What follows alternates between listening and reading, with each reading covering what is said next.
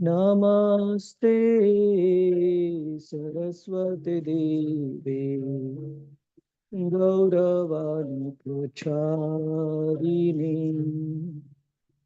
निर्विशेष शून्यवादी पाश्चात्य देशतारिणे जयो श्री कृष्ण चैतन्य प्रभु नित्यानंदा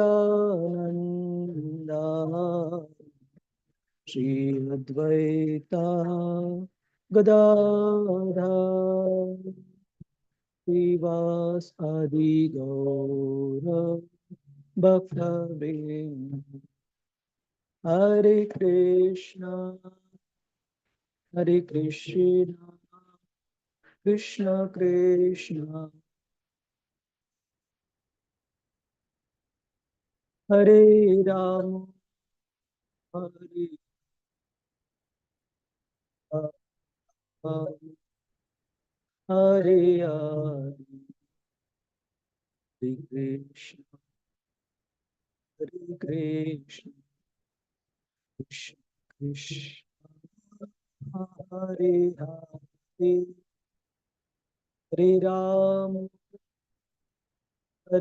राम राम राम हरे हरे कृष्ण कृष्ण कृष्ण हरे हरे हरे राम हरे राम राम राम हरे राम हरे कृष्णा कृष्णा कृष्णा हरे हरे हरे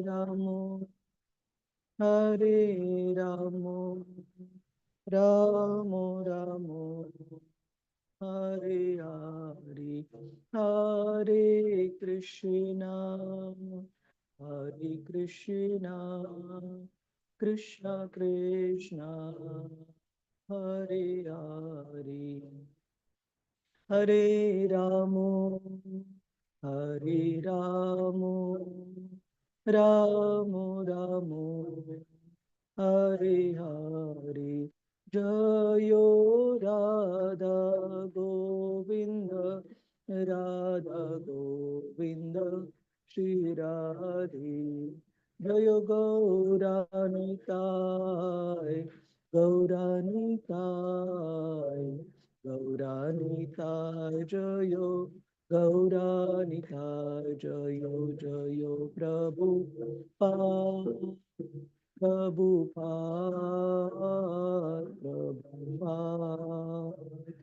प्रभुपाद जयो जयो गुरुदेव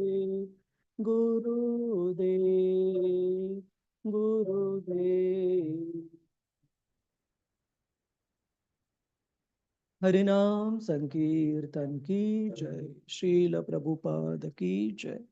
गुरु महाराज की जय। ओम नमो भगवते वासुदेवाय।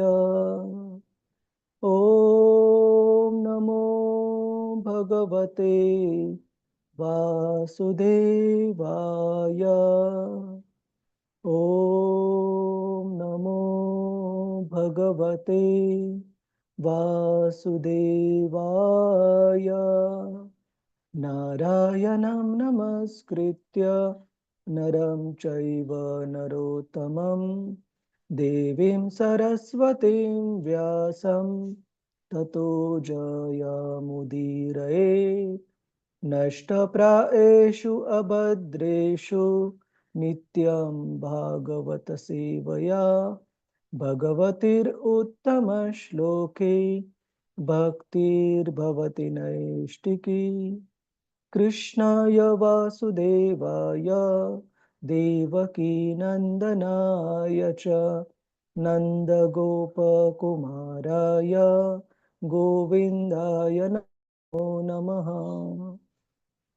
ॐ अज्ञानतिमिरन्धस्य ज्ञानाञ्जनशलाकया चक्षुरोन्मिलितं येन तस्मै श्रीगुरवे नमः। श्रीचैतन्यमनोभीष्टं स्थापितं येन भूतले स्वयं रूप कदा मह्यं ददाति स्वपदान्तिकं।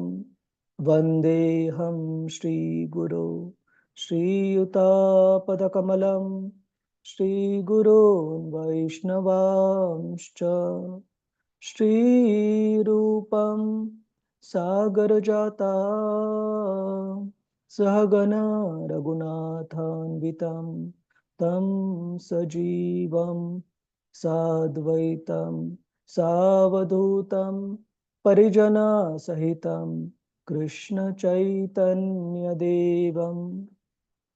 श्रीराधा कृष्णपदान् सहगना ललिता श्रीविशाखान्वितांश्च हे कृष्ण करुणा सिन्धु दीनबन्धु जगत्पते गोपेश गोपिकान्त श्रीराधाकान्त नमोऽस्तु ते। तप्त कांचन गौरांगी श्रीराधे वृंदावनेश्वरी वृषभानुसुते देवी प्रणमामि हरिप्रिये। वाञ्छाकल्पतरुभ्यश्च कृपा सिन्धुभ्य एव च पतितानां पावनेभ्यो वैष्णवेभ्यो नमो नमः।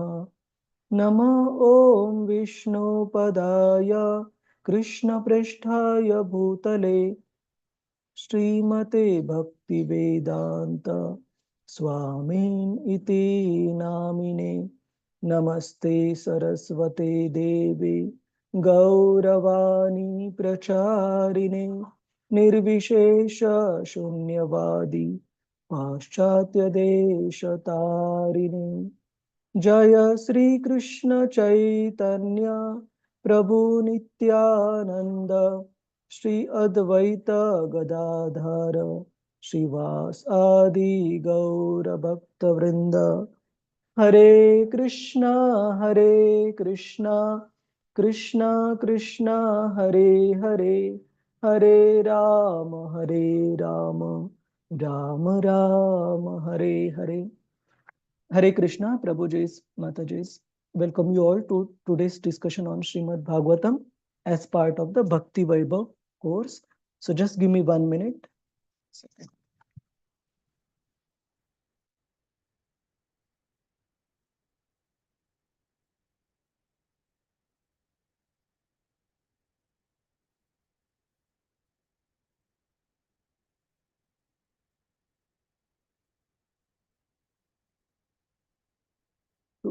let's start with a quick revision for the verses in between. That yeah.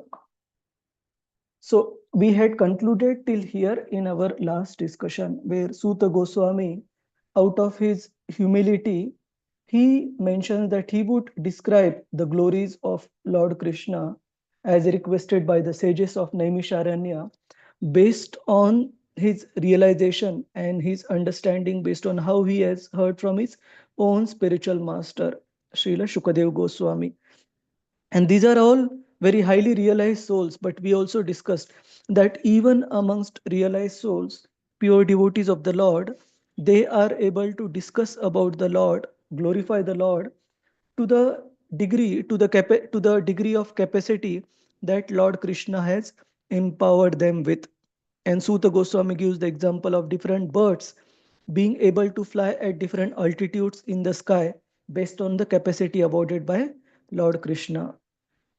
And then in the subsequent session, Rasarangini Mataji covered basically how Maharaj Parikshit, he because of the will of the providence. Srimad Bhagavatam mentions time and again, because of the supreme will of the Lord, an awkward situation was created for Parikshit Maharaj, where although he being a dhira, he being a person of steadfast composure and intelligence, he became disturbed because of the improper reception that was meted out to him by Shamika Roshi. And Bhagavatam glorifies his qualification as well, that Shamika Roshi at two different places. We will see those verses, text 28 and text 50. Srimad Bhagavatam describes how Shamika Roshi was a great soul, a advanced yogi, almost on the level of Maharaj Parikshit in terms of his transcendental advancement. And he was in deep meditation and completely being in trance. He did not realize the external surroundings that this great emperor of the entire world, Maharaj Parikshit, has arrived in his ashram and is thirsty and hungry, and whatever is supposed to be the bare minimum courtesy granted to a guest, including a place to sit, sweet words, and water, he could not afford any of those to Maharaj Parikshit because of being engaged in meditation and in trance. And because of this improper reception, Maharaj Parikshit, he became disturbed momentarily because of the will of the providence, and he reciprocated towards that cold reception, Bhagavatam says, by garlanding Shamika Rishi with a dead snake which was lying around, and left from that place. So both of these persons, they are very well advanced in transcendental understanding, and this particular situation, the actions of both of them were extraordinary. They were not their natural course, how they would act based on their advanced spiritual position. But while both of them did not really mind the situation so much, the inexperienced son of Shamika Rishi, Shrungi, he did take it as a great offense. Uh, the the reaction from Maharaj Parikshit towards his father's cold reception. And Srimad Bhagavatam mentions Shrungi time and again as an inexperienced son of a Brahmana, as an impudent boy, impudent of his Brahmanical Tejas, Brahma Tejas, that he had received because of being born of a qualified Brahmana and being trained as well. But what he was lacking in, Srimad Bhagavatam says, was the culture of Brahmanical understanding. That culture was lacking, as a result of which he did not, without realizing the position of Maharaj Parikshit and the great significance that he was holding in keeping Kali at bay, not letting Kali Yuga spread its influence and protecting the degradation of the citizens because of this onslaught of Kali. Shungi, in his immaturity, he gave much harsher punishment than what that mistake, that error in judgment from Maharaj Parikshit would have deserved at, if at all. And later on, we will see as part of today's discussion how Shamik Rishi, he was greatly sorry by the action of his impudent, immature son, and he repents. Not only does he repent the action of his son, because of the repercussions that action will have on the whole world, he is also very sorry, and he begs forgiveness from the Lord for the misadventure done by Shungi, by cursing Maharaj Parikshit. And Bhagavatam mentions that although this impudent, immature boy did this mistake, the impact was not just limited to Shringi and Shamika Rishi himself, but this particular action by Shringi, it it gave an entrance for Kali to to start spreading its influence, starting from the degradation of the head of the social order, starting from the degradation of the Brahmana class, and leading to subsequent degradation for other social orders as well in the Varnashram system. So we will see all these points one by one. And there were few questions I received from Rasarangini Mataji. So if any other devotees have any question, feel free to ask in between. So let me make few devotees co-host.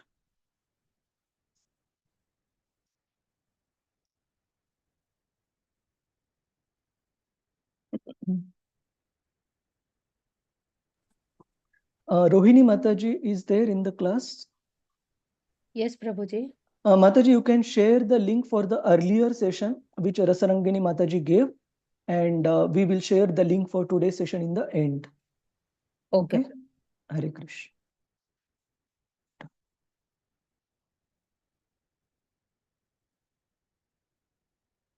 So I made few devotees co-host. Request you all, if there is any background sound, feel free to mute the participant. Hare Krishna. Hare Krishna, Prabhuji. Hare Krishna. Yes, Prabhuji.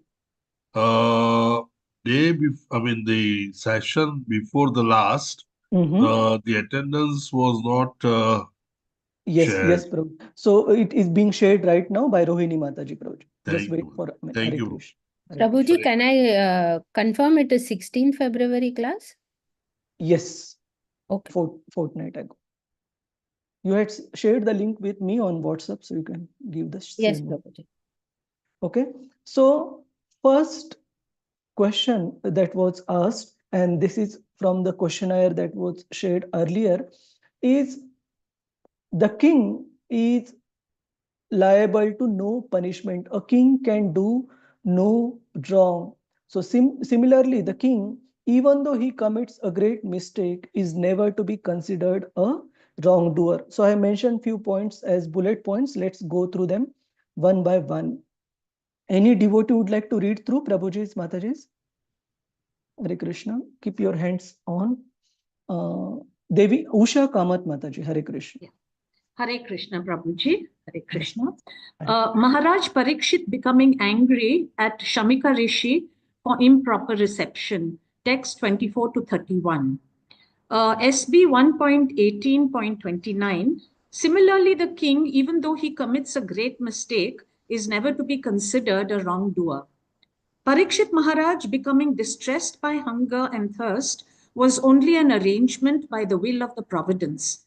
It was only a temporary lapse arranged by the Lord, because earlier on he was not disturbed even by the glaring heat of the Brahmastra weapon that was thrown at him while he was an infant baby within the womb of his mother.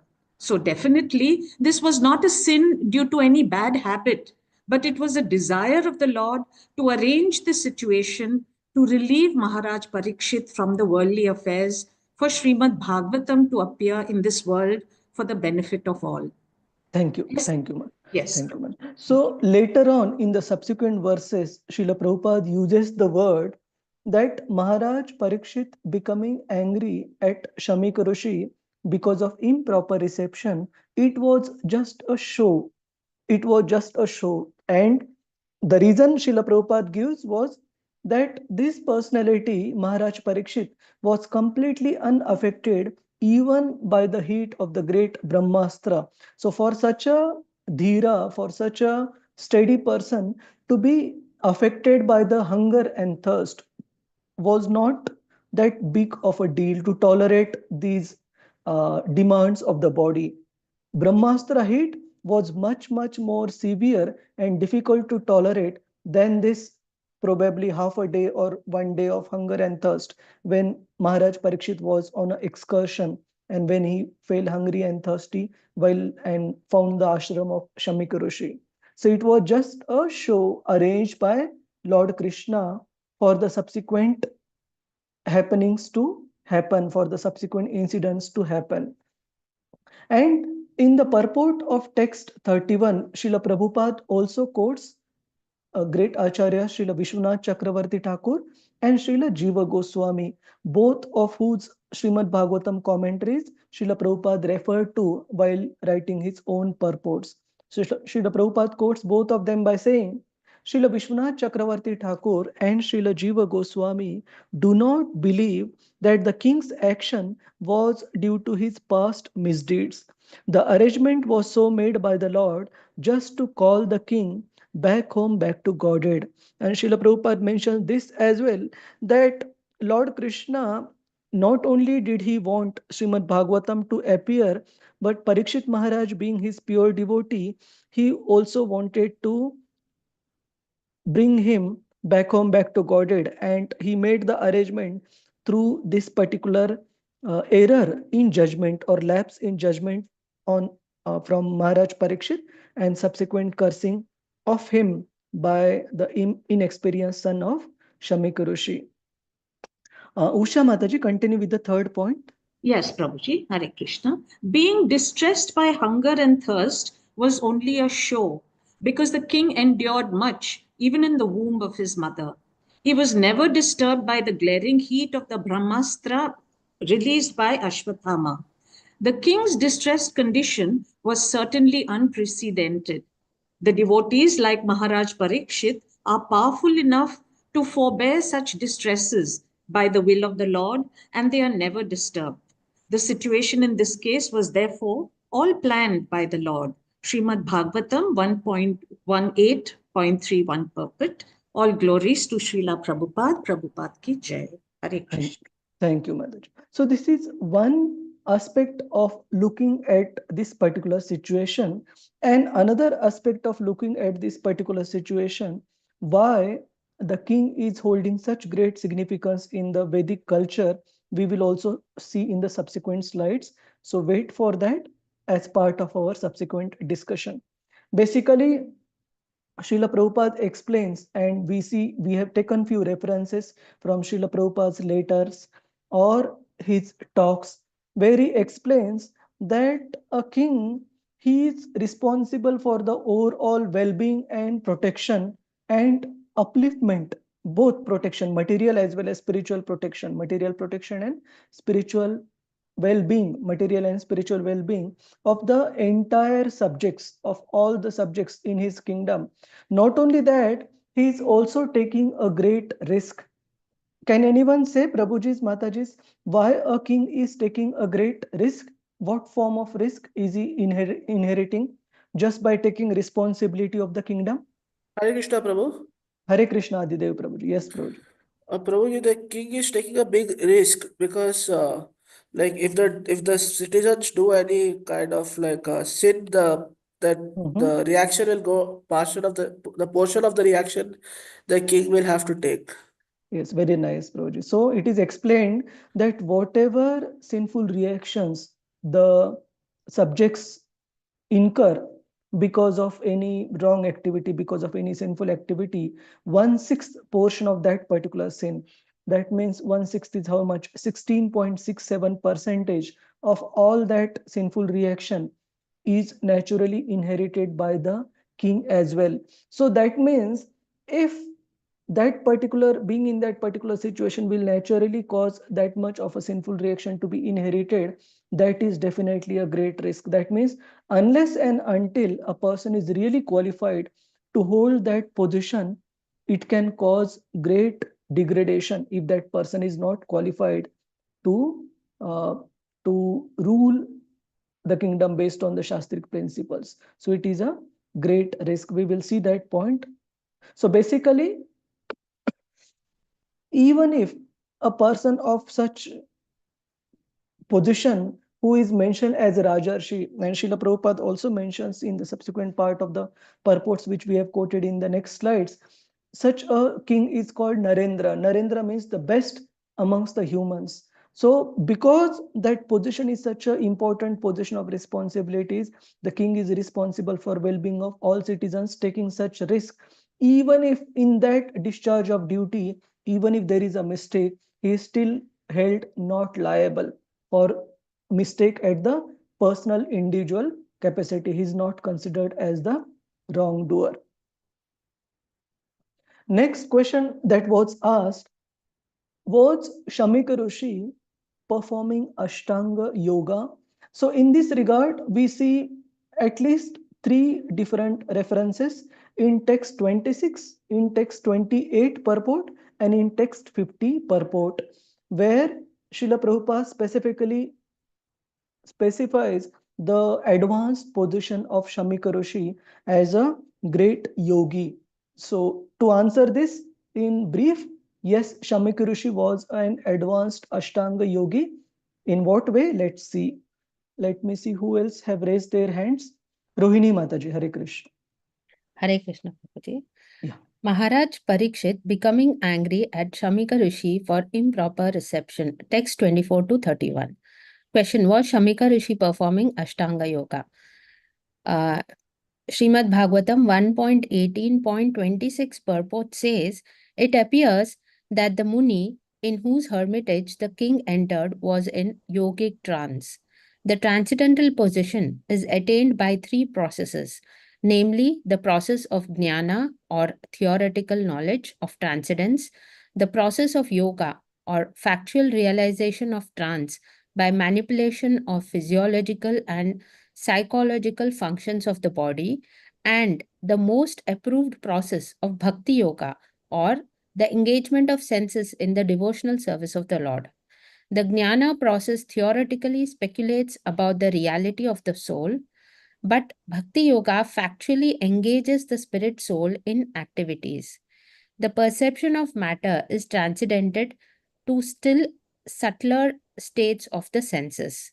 The senses are transcendented to the subtler mind and then to the breathing activities and gradually to the intelligence.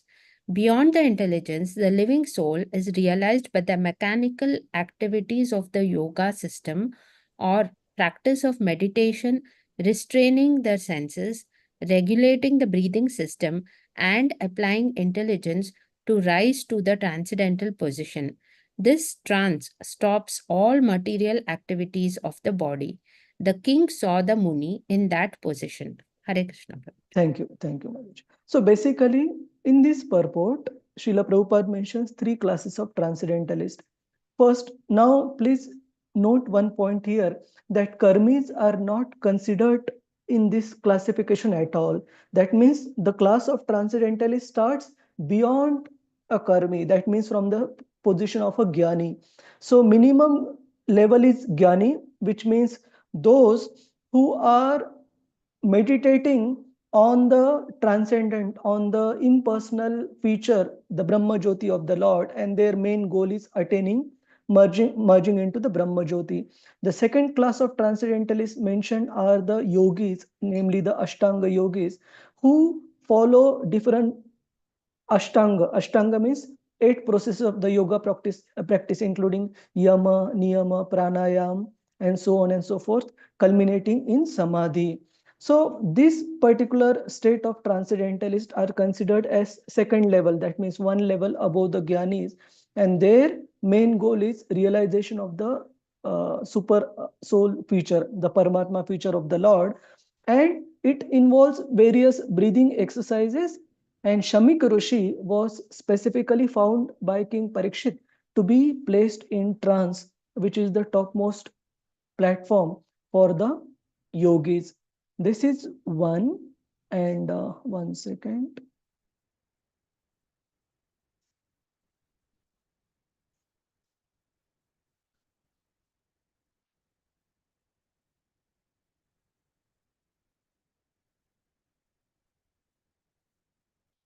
Yeah, so this again, text 28 purport mentions that he was almost as good as the king, but still considering this level of transcendentalist, but Gyanis, yogis, and bhaktas, he was a yogi on the second level.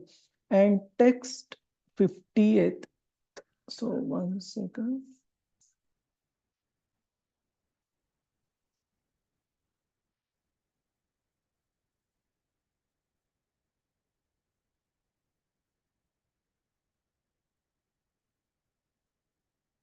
Yeah, so here as well, Prabhupada mentions these 3 levels of transcendentalists. So basically, to come back to the question, was Shamika Rishi an Ashtanga yogi? He was practicing the Ashtanga yoga principle, and he was in the trance while practicing Ashtanga Yoga, and because of which he could not realize what is happening on the outside. So with this, let us start with the last portion. So I have taken 2 verses before text 34 till which Rasarangini Mataji had covered for continuity purpose.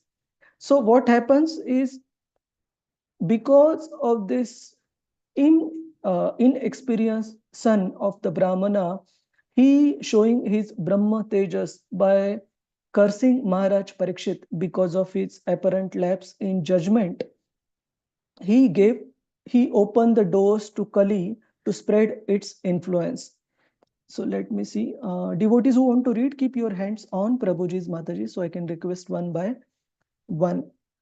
Ishwari Murari Priya Mataji and Jagadananda Murari Prabhu. Hare Krishna. Hare Krishna, Prabhu. Hare Krishna.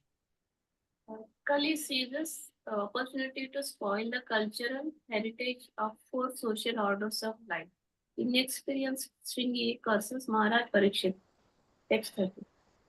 But because of age of Kali, was seeking an opportunity to spoil the cultural heritage of the 4 orders of life. The inexperienced boy gave a chance for the age of Kali to enter into the field of Vedic culture. Hatred of the lower orders of life began from this Brahmana boy under the influence of Kali, and thus cultural life began to dwindle day after day. The first victim of Brahminical injustice was Maharaja Parikshit, and thus the protection given by the king against the onslaught of Kali was slackened. Thank you, Mataji. Srimad Bhagavatam 1:18-32 purport. So we see in the previous chapter, we saw in his interaction with Kali Purusha, Maharaj Parikshit, he gave shelter to Kali. When he was about to kill Kali Purusha, he begged pardon and surrendered to Maharaj Parikshit. And as per the Kshatriya code of conduct, Parikshit Maharaj had to give shelter to a surrendered soul. But Parikshit Maharaj Bhagavatam says, intelligently arranged in such a way that whatever places of residence he gave to Kali Purusha, namely the 4 places where the 4 regulative principles were breached, and 5th place was where the gold was accumulated. While giving residence to this Kali at these 5 places, Parikshit Maharaj made sure that the religion and culture was followed by the citizens in such a way that there would not be any chance available for Kali to spread its influence. That means he protected Kali from death, but made sure that his subjects, his citizens, they were also protected from the onslaught of Kali by making sure that the religious principles are adhered to completely. But this misadventure by Shringi, the inexperienced son of the Brahmana, it gave chance to Kali Purusha by the will of Lord Krishna to spread its influence. And Bhagavatam mentioned thus, the protection given by the king against the onslaught of Kali was slackened. That means Shringi, he caused the degradation of the Brahmanical class. So the damage did not remain restricted to his own self or to his father, but the entire social order of the world, the Varnashram institution. The degradation started first with the Brahmana class and subsequently with other classes as well, namely Kshatriya, Vaishya, and Shudras. So one thing there are many lessons we can understand. We will revise them in the end. But one important lesson is how one big mistake committed by even an immature boy against a pure devotee of the Lord, it can cause harm not only for him or family, but it can harm various sections of the society as well. So very important to be careful.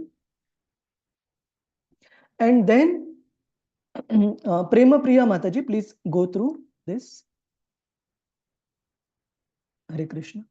You can unmute Prema Priya. Hare Krishna, Prabhuji. Hare Krishna. Hare Krishna. Hare Krishna. Om Namo Bhagavate Vasudevaya. deterioration of all social orders, beginning with the Brahmanas. Began. Text 33. The king is certainly the watchdog of the state, in the sense that he keeps vigilant eyes over the border of the state for its protection and defense. But to address him as a watchdog is the sign of a less cultured boy. Thus, the downfall of the Brahminical powers began as they gave importance to birthright without culture. The downfall of the Brahmana caste began in the age of Kali. And since Brahmanas are the heads of the social order, all other orders of society also began to deteriorate. This beginning of Brahminical deterioration was highly deplored by the father of Shringi, as we will find. Srimad Bhagavatam 1.18.33 per word. Hare Krishna Prabhuji.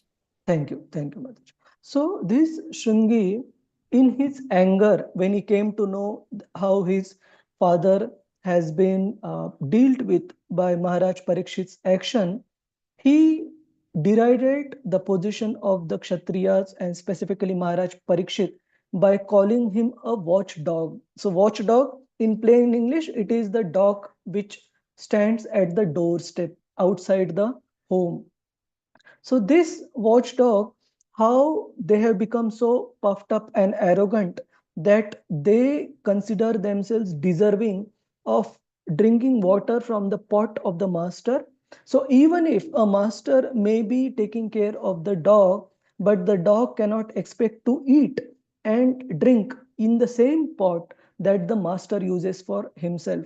That was the argument or thought of Shringi by for Maharaj Parikshit to be expecting water to be served by Shamik Rishi.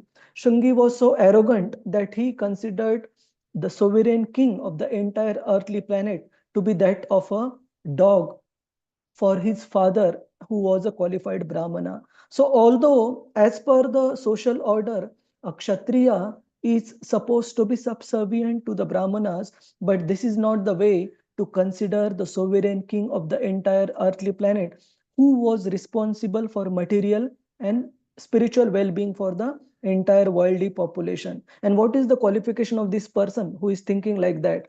He has not achieved anything in his life. Whatever Brahma Tejas he possessed, that was simply because of his birth and the training that was granted to him by his father. So in his inexperience, he derided Maharaj Parikshit's exalted position by calling him like a watchdog. And this was all the previous verses what Rasarangini Mataji covered.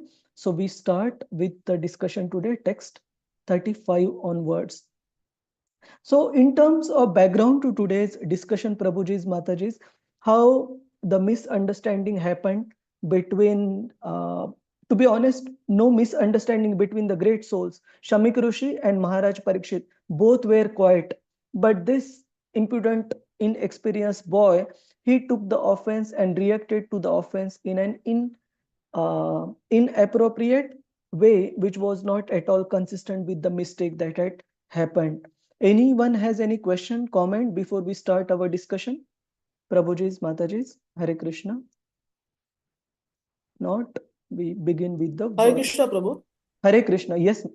I just had one question, the curse given by Shringi to Maharaj Parikshit.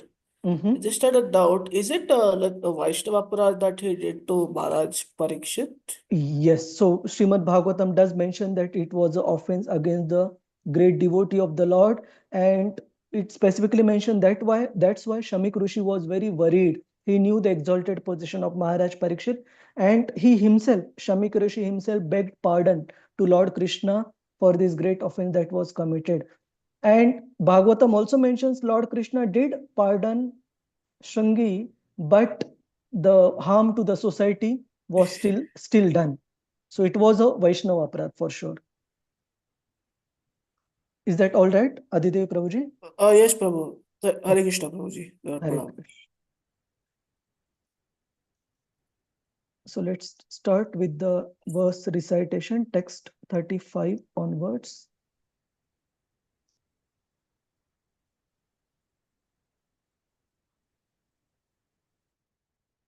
We will just read a part of the purport, text 34.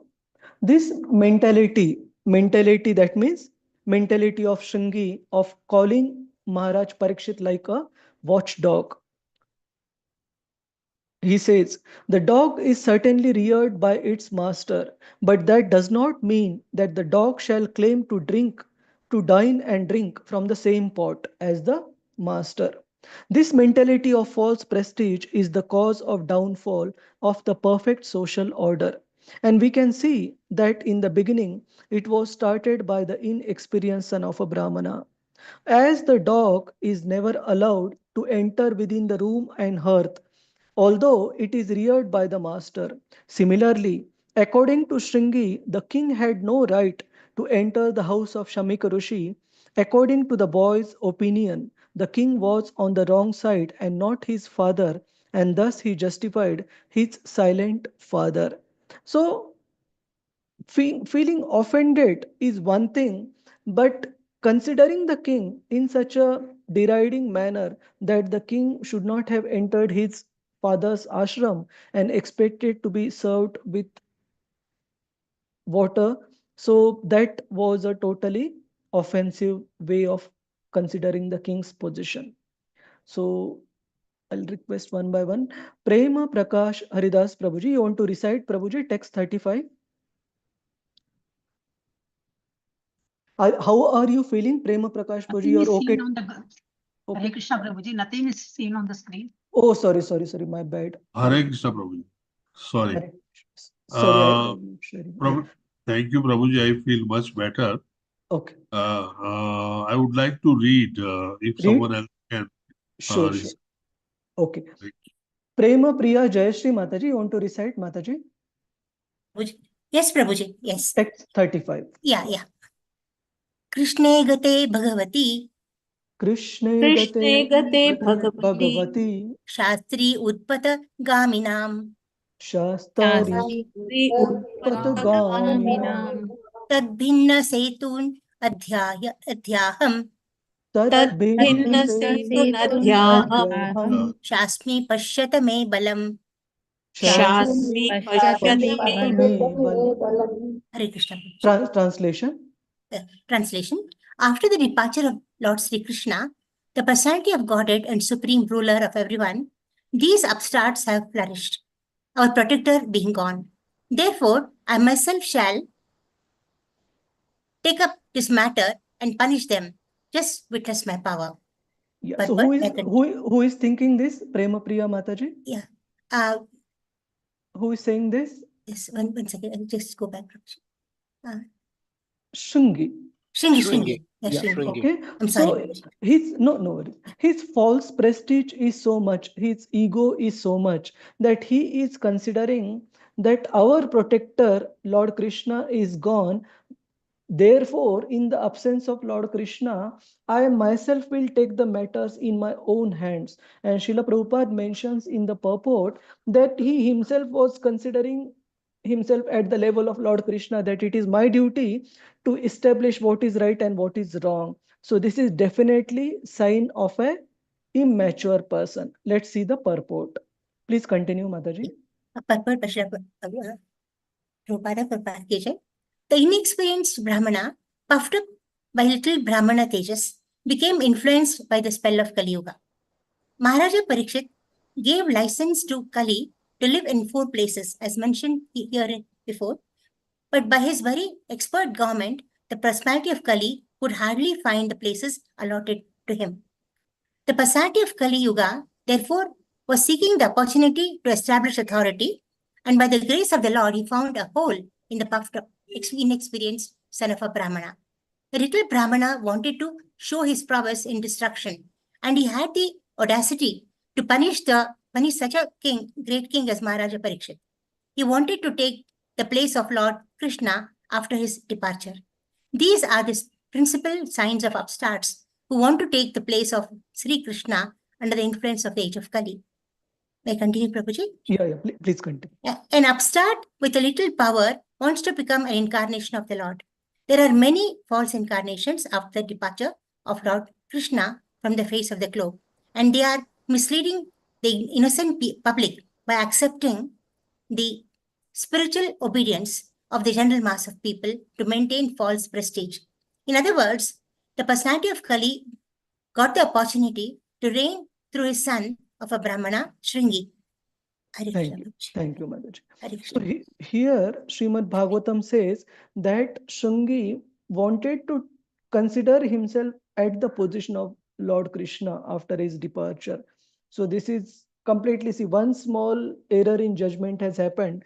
If it was indeed an error, he should have consulted his father, who was much more experienced, qualified, rather than considering himself qualified at his young age to decide what is right, what is wrong, and even administer justice by doing what he is doing subsequently. So let us see what he did subsequently.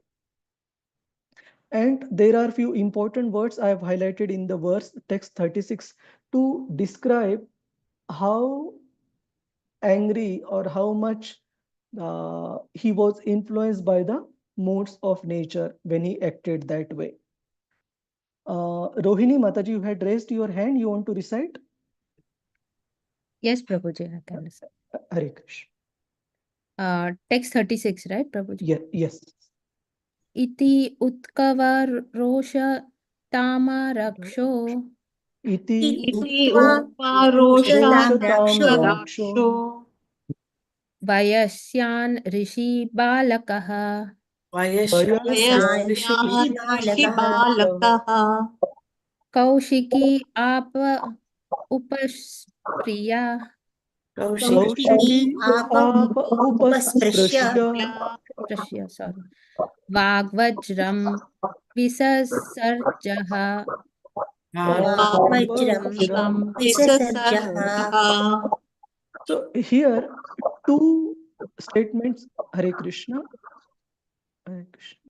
Here two words I have highlighted. First word is Iti uktva roshatam raksho.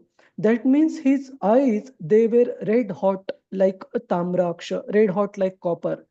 And being so angry because of this small mistake by the king, what did he do? He spoke words that were like Vag Vajram Visasarjaha. He spoke words as heavy as a thunderbolt. That means it was completely inconsistent with the error in judgment. Even if there was an error, it was completely inconsistent what punishment he decided to give to Maharaj Parikshit by speaking so harsh words like thunderbolts. Rohini Mataji, continue with the translation. Okay. Translation: the son of the Rishi, his eyes red hot with anger, touched the water of the river Kaushika while speaking to his playmates and discharged the following thunderbolt of words. Purport: the circumstances under which Maharaja Parikshit was cursed were simply childish. As it appears from this verse, Shringi was showing his impudency amongst his playmates who were innocent. Any sane man would have prevented him from doing such great harm to all human society. By killing a king like Maharaja Parikshit, just to make a show of acquired Brahmanical power, the inexperienced son of the Brahmana committed a great mistake. Thank you. Thank you. So here it is mentioned that he did such a great harm to all human society. We saw the reason why it was a great harm to all human society. Prabhuji's Mataji's, can anyone mention in point 1 or 2? Maybe somebody who has not spoken. Rasarangini Mataji, you want to try? What was the great harm? You're on mute, or any other devotees? Murli Prabhu? Yes, Prabhuji. It started the degradation of the societal norms, Prabhuji. That is the great harm I look at. Yeah, it started the degradation because he opened the floodgates for Kali to enter, who was so well checked till that point by Maharaj Parikshit. So that was one point, and that started the degradation. Yes, Rasarangini Mataji. Sorry, Prabhu, I was unable to unmute. That's why. No worries, Mataji. Thanks. Any other point you want to add? Yeah, the point is the entire Brahma Tejas which he got, besides his father's credits and his learning capacity as a Brahmin boy, was also because of Parikshit's good glories which he had done, which is what is mentioned. So now if Parikshit is going back to Godhead, but that glory will cease to exist, right? Because nobody will protect them and they will not get. So his Tejas which he got itself is like on behalf of Parikshit Maharaj. So that is another curse where entirely further Tejas for rest of the Brahmins are also going to get salvaged, right? It will not come through. Yeah, and not just for the Brahmins, even for the other classes, they would lose their protection and shelter when Sure. Maharaj Parikshit is gone. Thank So you. thank you. And how he further derides the king? Let's see what he calls the king. So maybe Rasarangini Mataji, want to recite this verse? Yes, Prabhu. Prabhu, before that, just one doubt I have, Prabhu. After Parikshit left, Parikshit had already trained Janamejaya, no, Prabhu, as a good king. So my doubt was like, why did Janamejaya not take over and why everything fell down, Prabhu? See, first of all, Janamejaya Maharaj definitely did inherit and he did take over. But the problem is by then the entry is already granted to Kali. So that means the degradation has already, so something which was checked, it was very difficult. First of all, to check Kali Purusha is very difficult. It is like trying to check water in our palms, how difficult it is. How much ever tighter we may hold the fingers, still it would slip through, the water would slip through the fingers. So checking Kali Purusha is not that easy task, but Parikshit Maharaj, because of his immaculate devotional credentials, he was able to achieve that. But once that floodgates are open to Kali Purusha, for Maharaj Janamejaya, it is not going to be easy.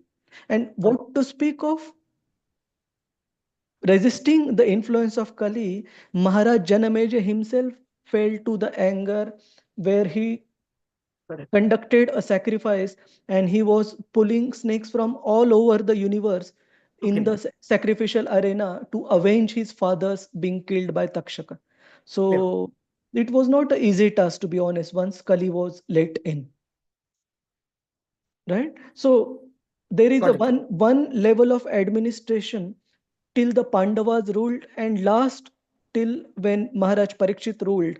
But once Parikshit was gone and Kali was let in, whatever other kings, although they were coming in the same glorious line of family inheritance, their administration cannot be compared to that of Pandavas or Maharaj Parikshit. That level was totally different.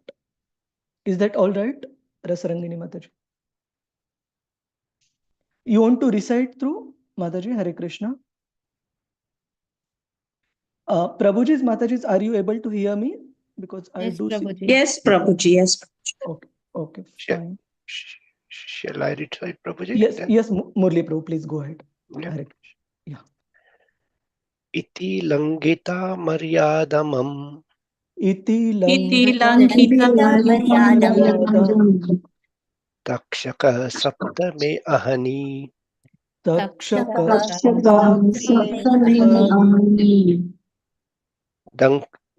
Danakshati sma kulangaram Garam Damshati Jodi me tatadruham. So this Shungi is considering himself so qualified. He is calling Maharaj Parikshit as Kulangaram. Kulangaram means one who has spoiled the good name of the family, the wretched of the dynasty. That means Parikshit Maharaj was coming in the great dynasty and family inheritage of Pandavas, but he has spoiled the good name of the Pandava family because of this action. That's what Shungi believes. So, to be honest, to deride a great personality, even if we consider the fact that probably he was not aware about the spiritual qualification of Maharaj Parikshit, still to deride the king who is taking care of the entire planet in such a way is not at all correct. So let's see. Translation, Prabhuji. Yeah. Translation by Prabhupada. The Brahmana's son calls the king thus. on the 7th day from today, a snake bird will bite the most wretched one of that dynasty because of having broken the laws of etiquette by insulting my father. Purport. Purport. The beginning of the misuse of Brahmanical power began, and gradually the Brahmanas in the age of Kali became devoid of both Brahmanical power and culture. The Brahmana boy considered Maharaj Parikshit to be a Kulangara, or the wretched of the dynasty, but factually the Brahmana boy himself was so because only from him did the Brahmana's caste become powerless, like the snake whose poisoned teeth are broken. The snake is fearful as long as his poisoned teeth are there. Otherwise, he is fearful only to children. The personality of Kali conquered the Brahmana boy first and gradually the other caste. Thus, the whole scientific system of order of society in this age has assumed the form of a vitiated caste system, which is now being uprooted by another class of men similarly influenced by the age of Kali. One should see to the root cause of vitiation and try to condemn the system as it is without knowledge of its scientific value. And Hare not try to condemn. One Yes. should consider the root cause of And, vitiation and and not not try try to condemn the system. Yeah. Thank you, Broj. So here we see Srila Prabhupada writes in the purport that it was not Maharaj Parikshit who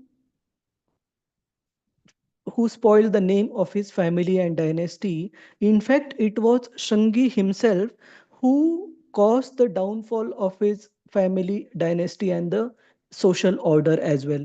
Why? Because the Brahmanas who were so powerful with the Brahma Tejas till then, they lost their power because of this mistake committed by one of their particular dynasty.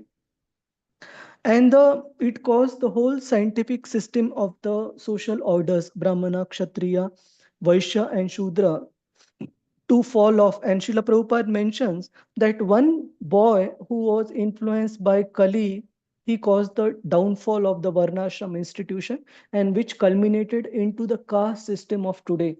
So caste system is a perverted reflection of the Varnashram which Krishna established. Why? Because Krishna established Varnashram based on not based on birth, but based on guna and karma.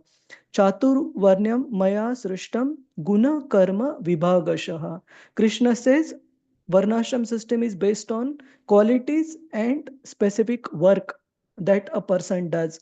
But the modern day Varnashram, it culminated into based on the caste system based on the birth, which is not at all how the Bhagavad Gita mentions it. And Srila Prabhupada mentions that another class of people who are influenced by Kali in today, they deride the Varnashram system by not understanding the essence for which it was created. What is the essence of Varnashram system? Prabhuji's Mataji's. The essence is every person with whatever qualities, whatever work he is doing, how much ever inglorious that may be, how much ever fallen it may be, he should have a sense of belonging. And from that sense of belonging, he should try to gradually uplift himself or herself. So nobody should be left out of the spiritual advancement. Everybody should have a belonging where I belong, and from that level, I try to uplift myself. That is the essence of Varnashram institution. But how that Varnashram institution, the perverted reflection of it is the caste system of today, which is based on birth, and without really seeing the essence why this Varnashram institution is required, people who are influenced by Kali, they deride this Varnashram institution altogether without understanding its essence. So both type of personalities are influenced by Kali. First set of people like Shringi who cause the degradation, and second set of people who not understanding the essence for Krishna creating Varnashram, they deride the entire system because of its perverted form. So one mistake in the beginning and one mistake which is happening even now. So 1 second.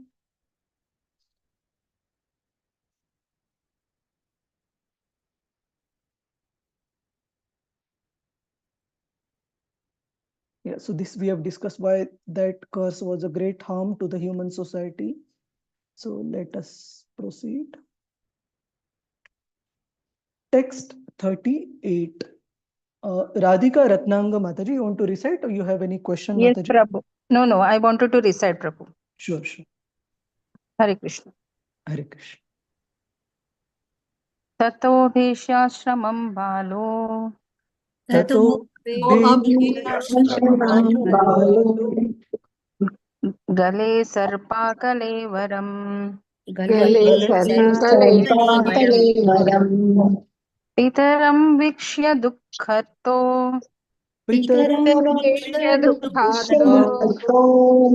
Muktakanto rurodaha.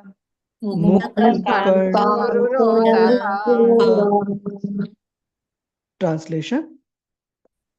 Translation thereafter, when the body returned to the hermitage, when the boy returned to the hermitage, he saw a snake on his father's shoulder, and out of his grief, he cried very loudly.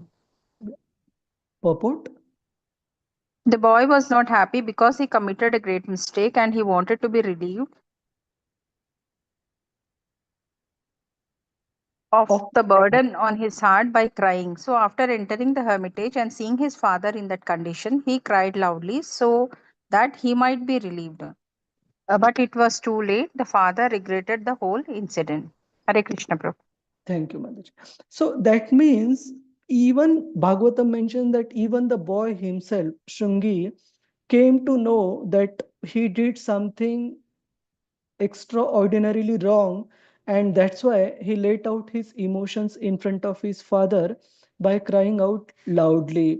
That means he understood that first of all, he had heard of this incident when he was playing with the playmates, and before even checking with his father on what is right, what is wrong, at that place itself, he took up the water from the Kaushika river and pronounced that curse, spoke that curse.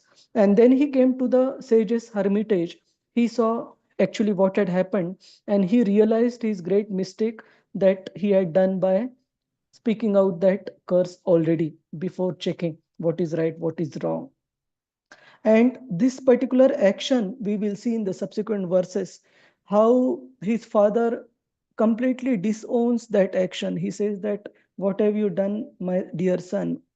It was totally not needed. So we'll see how he begs forgiveness to the Supreme Lord, Shamika Rishi. Prema Priya Mataji wanted to ask something or share something? No, Prabhuji. No, Prabhuji. Yeah, I just read that, sorry. Sure, I'll request you. So let's proceed. What was the reaction from Shamika Rishi? Vandita Tungavidya Mataji, Hare Krishna. Please proceed. Hare Krishna, Prabhuji. I want to recite, Prabhuji. Yes, ma'am. 39. Savangiraso Brahman. Savangiraso Brahman. Shrutva Sutta Vilapanam. Unmilya Sanakair Netre. Društva Chamse Mrutoragam.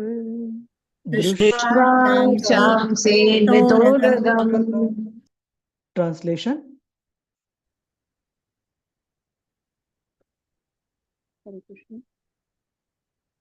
Oh Brahmanas. 1 minute, Prabhuji.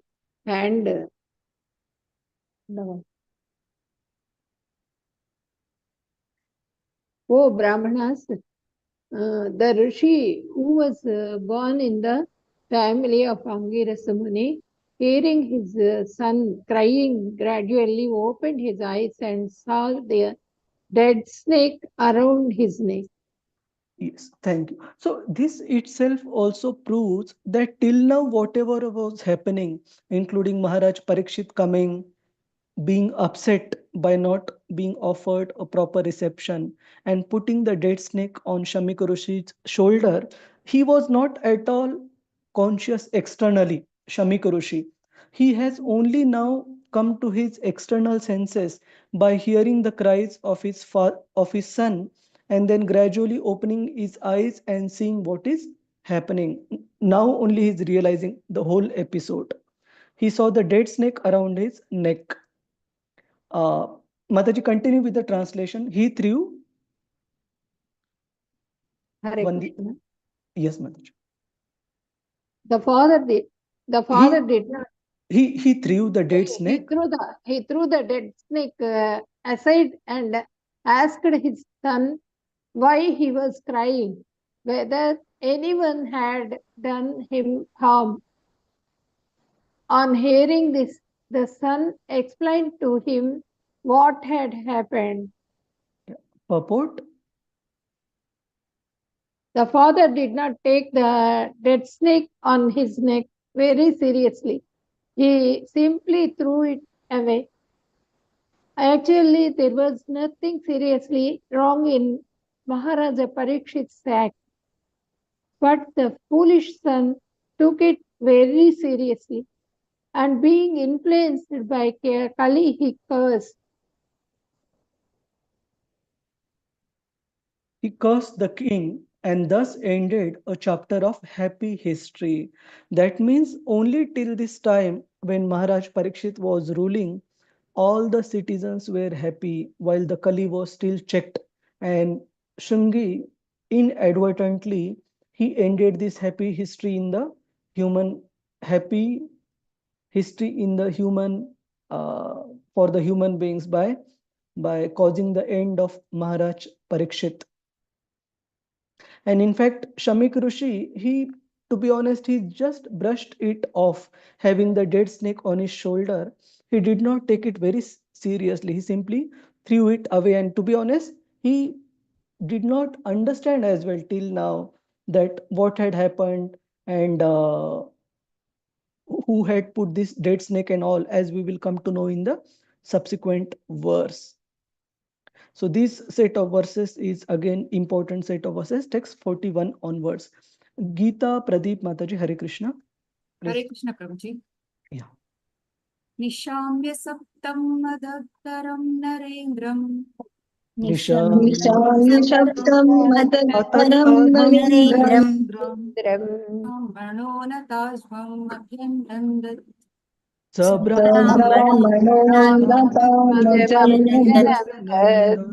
Aho bhataho mahadyate krita. Aho bhataho mahadyate krita. Alpiyasi droha urudhumo dhrataha.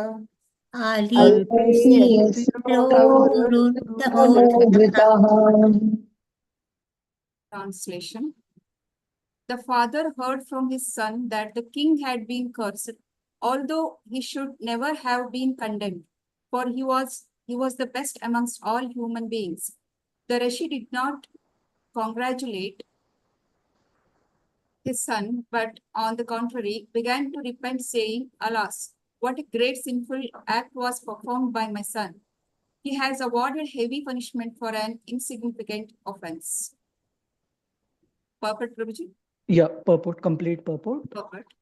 The king is the best of all human beings. He is the representative of God, and he is never to be condemned for any of his actions. Continue or highlighted only? Continue, complete purport. In other words, the king can do no wrong. The king may order hanging of a culprit son of a Brahmana, but he does not become sinful for killing a Brahmana. Even if there is something wrong with the king, he is never to be condemned. A medical practitioner may kill a patient by mistaken treatment, but such a killer is never condemned to death. So what to speak of a good and pious king like Maharaja Parikshit? In the Vedic way of life, the king is praying to become a Rajarshi or a great saint, although he is ruling as king. It is the king only by whose good government the citizens can live peacefully and without any fear. The Rajarshis would manage their kingdoms so nicely and piously that their subjects would respect them as if they were the Lord.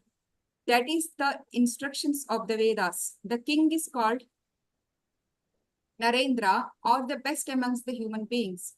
How then could a king like Maharaja Parikshit be condemned by an inexperienced, puffed up son of Brahmana, even though he had attained the powers of qualified Brahmana? Since Shamika Rishi was an experienced good Brahmana, he did not approve of the actions of his condemned son.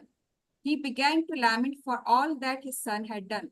The king was beyond the jurisdiction of course, of curses and as a general rule. And what to speak of a good king like Maharaja Parikshit? The offense of the king was most significant and his being most insignificant. Most insignificant, and his being condemned to death was certainly a very great sin for Shringi. Therefore, Rishi Shamika regretted the whole incident. Thank you. Thank you.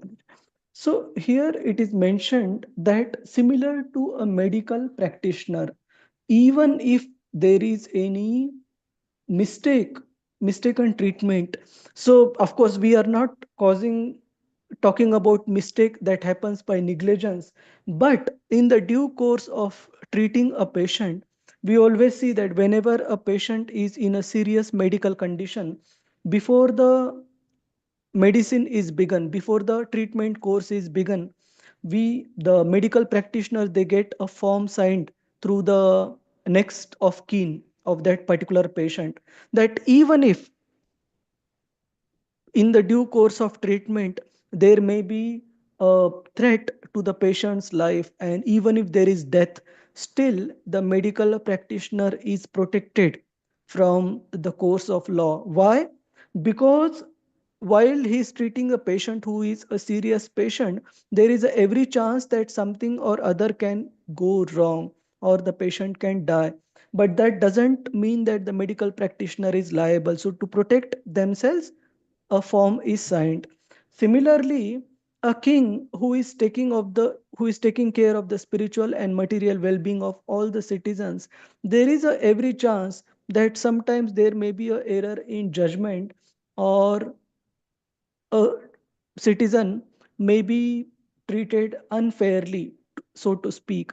But the king is not held liable based on the laws, the codes that are mentioned in the scriptures. So here, in fact, it is mentioned that a king is beyond the jurisdiction of curses as a general rule. That means even if there is any discrepancy, a king is not supposed to be cursed. And what to speak of cursing such a personality like Maharaj Parikshit, who is mentioned as a Rajarshi. Rajarshi means a saintly king. He was personally trained by Maharaj Yudhishthir and so nicely taking care of his citizens, his subjects. So he was not at all supposed to be cursed in that particular manner to die. So Shamika Rishi, he regretted the lapse in judgment on his son's side. So Bhagavatam mentioned that he did not congratulate his son. In fact, he was very morose. He was very regretful of what his son had done. On the contrary, he began to repent. So let's proceed. There is one question on this particular part of the verses, which is mentioned in the closed book essay questionnaire, Prabhuji's Mataji's. The question is, a medical practitioner may kill a patient by mistaken treatment, but such a killer is never condemned to death. This is mentioned in 1:1841 purport. Explain the significance of this statement in relation to organization of the Krishna consciousness movement. Give reference to Shamika Rishi's response to Shringi as described in this series of verses 41 to 46. So while we have not covered the entire set of verses till then, anyone would like to throw some light on your understanding on this particular statement? Explain the significance of this statement in view of Krishna consciousness movement. Maybe we'll request devotees who have not spoken. Let me see who all have raised their hands. Prabhuji's Mataji's, can we request everyone to participate? Ananda Prada Indulekha Mataji, Dhanya Dhameshwari Mataji, Divya Rukmini Mataji, and others. Rajiv Mukh Keshav Prabhu, Hare Krishna. Hare Please. Krishna, Prabhu. My throat is not in a good position, Prabhu. Okay. Divya Rukmini Mataji. No, Hare Krishna. Others, anyone? May I add something, Prabhuji? Yes, Prema Priya Mataji. Yes, please go. I felt, went to this question. I felt there are great preachers with all best intention in the Krishna consciousness movement, but in spite of it, if something goes wrong in the life of a devotee, they are not responsible for it. They're showing us the right path, but along that path on the royal road also there can be accidents. So that we have to, Yes. that's what I thought, Prabhuji. Thank you for the insight, Prema Priya Mataji. You're quite close, and we will see some of the statements by Srila Prabhupada and Srila Bhaktisiddhanta Saraswati Thakur to support this point as well. But Mataji, what you mentioned is very true, that the great preachers in Krishna consciousness movement, they are taking a great risk, and we will see what sort of risk. Like in the case of the kings, we saw the risk is in terms of taking the responsibilities of the entire kingdom, the subjects, and also being ready to inherit the sinful reactions for the sins that the subjects commit. That is a risk. Let us see for the preachers of Krishna consciousness movement, what is the risk? Anyone else would like to share any thoughts, anything on this? Anand? Yes, Prabhuji. So who was speaking? Usha Mataji, Usha Kamat Mataji, please. Hare Krishna, Prabhuji. I think mistakes that are made without bad intention but made in good faith, and which have mercy and compassion, as the intention. I mean, they are not to be considered as deliberately done. They are mistakes that happen when the intention behind that action is good. Thank you. Thank you, Mataji. So, two very important words that Usha Mataji used. One is the mood of compassion, that all these great personalities say, if we hold a person responsible straight away, who would be willing to take up that responsibility, either to preach Krishna consciousness or even to take care of the subjects by being a king? Nobody would be ready for sure. So definitely that mood of compassion is to be considered when a person is taking this responsibility. And second is mercy, that such a person out of his compassion and mercy is trying to help the fallen souls. So that mood of compassion is very much appreciated by Krishna and also by the previous acharyas. We will see some of the statements. Maybe we'll have one or two more devotees speak up. Rasarangini Mataji, please. Hare Krishna. I don't know the answer, but I just have a doubt in line with this is like one of the 10 offenses is to preach to a non-devotee. Will that also become a sin or an offense which he might try to do? Like in Krishna conscious, many times whoever are senior preachers, for that matter, even us when we preach, we may actually counter a lot of non-devotees, but we go around preaching, right, Prabhu? So that also is an offense, right, Prabhu? See, to preach to a person who doesn't have the requisite faith, specifically that offense is in related to preaching the glories of the holy names, that such a person should not basically deride the glories of the holy names, being envious of the devotees. But as far as preaching Krishna consciousness is concerned, a Madhyama Adhikari Bhakta is supposed to have that discretion in terms of we preach to the innocents, we preach to the fallen and innocent, but those who are envious, what is supposed to be the interaction of devotee preacher with the envious? Just leave and go. We keep a distance. We don't directly preach, but we try to create sukruti maybe by giving prasadam, by engaging them in an indirect manner. Because what is the reason that if such a persons are preached to, whatever will come out of their mouth because of their envy will be all offensive. And rather than coming closer to Krishna, they will do more harm to their chances of becoming Krishna conscious. That is the purpose. So we try to give them mercy in an indirect manner by engaging them in an indirect way through prasadam or through some other service rather than directly preaching Krishna consciousness. So anyone else, maybe one last devotee, Prabhuji's, Mataji's, before we go through some of the quotations by Srila Bhaktisiddhanta Saraswati Thakur and Srila Prabhupada. anyone, let me take Lalita Vinodini Mataji, you want to share something? Yeah, I thought of telling something. I don't know whether it is related to this context. I was Yes, ma'am. thinking like ultimately whatever happens is not against his will. Whatever he wills, that only happens. So nobody can take the blame. But then in the practical, like now day-to-day life, we can't do that. Like a person can kill somebody and he cannot say no, that is a will of God that he should be killed from my hand. So I don't know whether this can be more related with this statement. See, we are mentioning about a slight lapse in judgment by these persons who are taking the responsibilities, like a preacher of Krishna consciousness or like the king in the case of Maharaj Parikshit.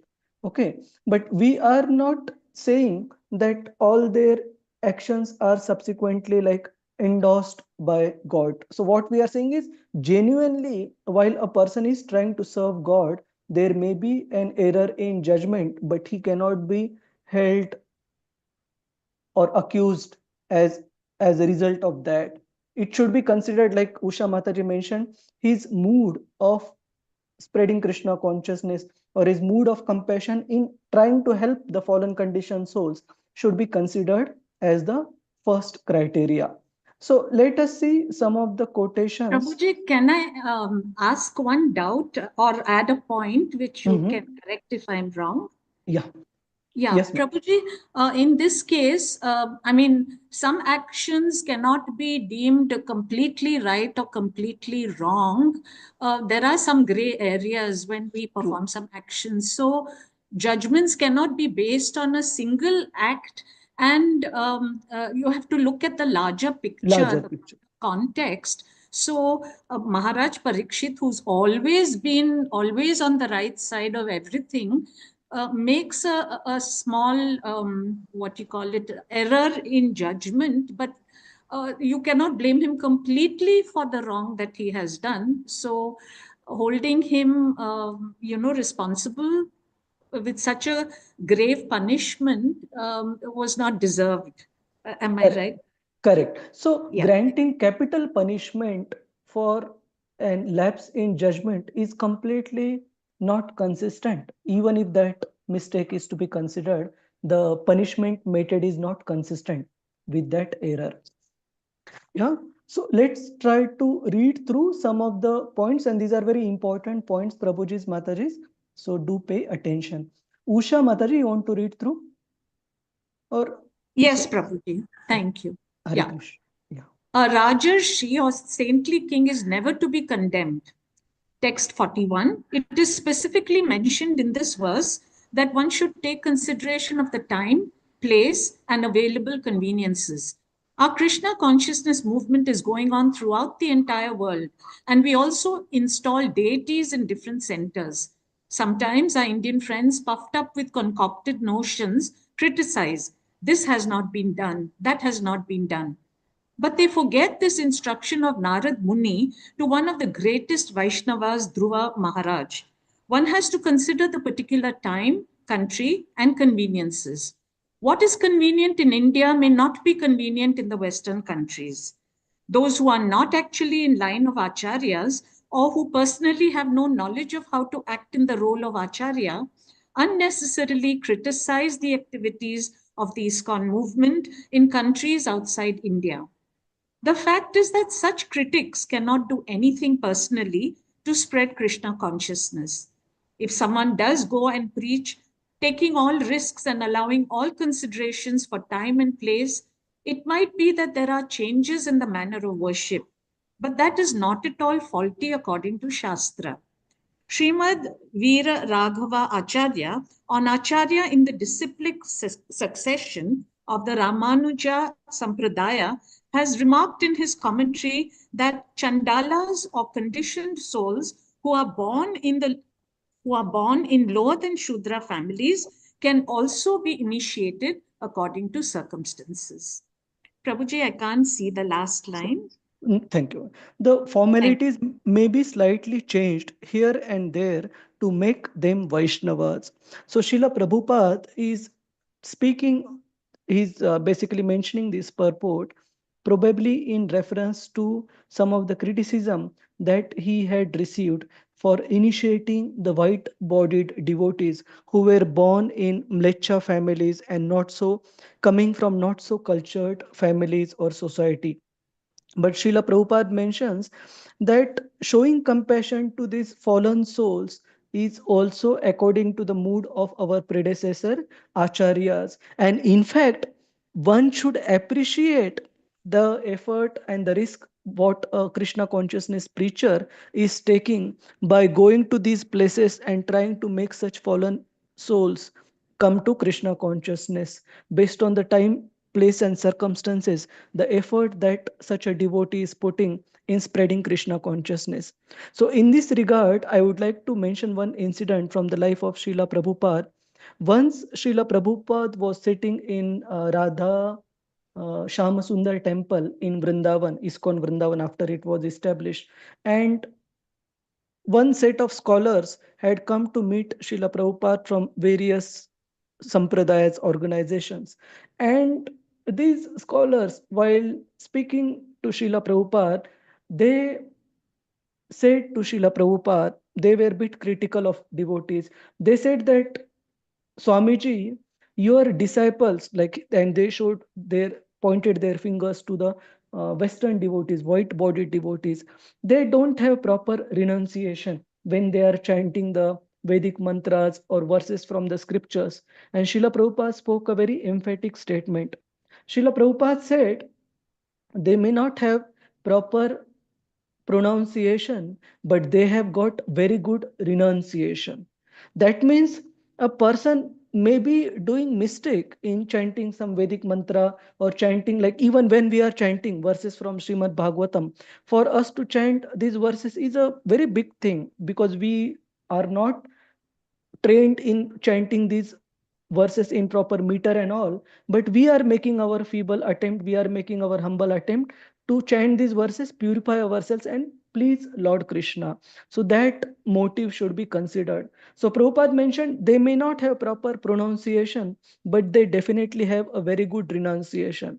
And then Srila Prabhupada asked these people that what is your conception of the absolute truth? What is your understanding of the Supreme Personality of Godhead? How can we define him?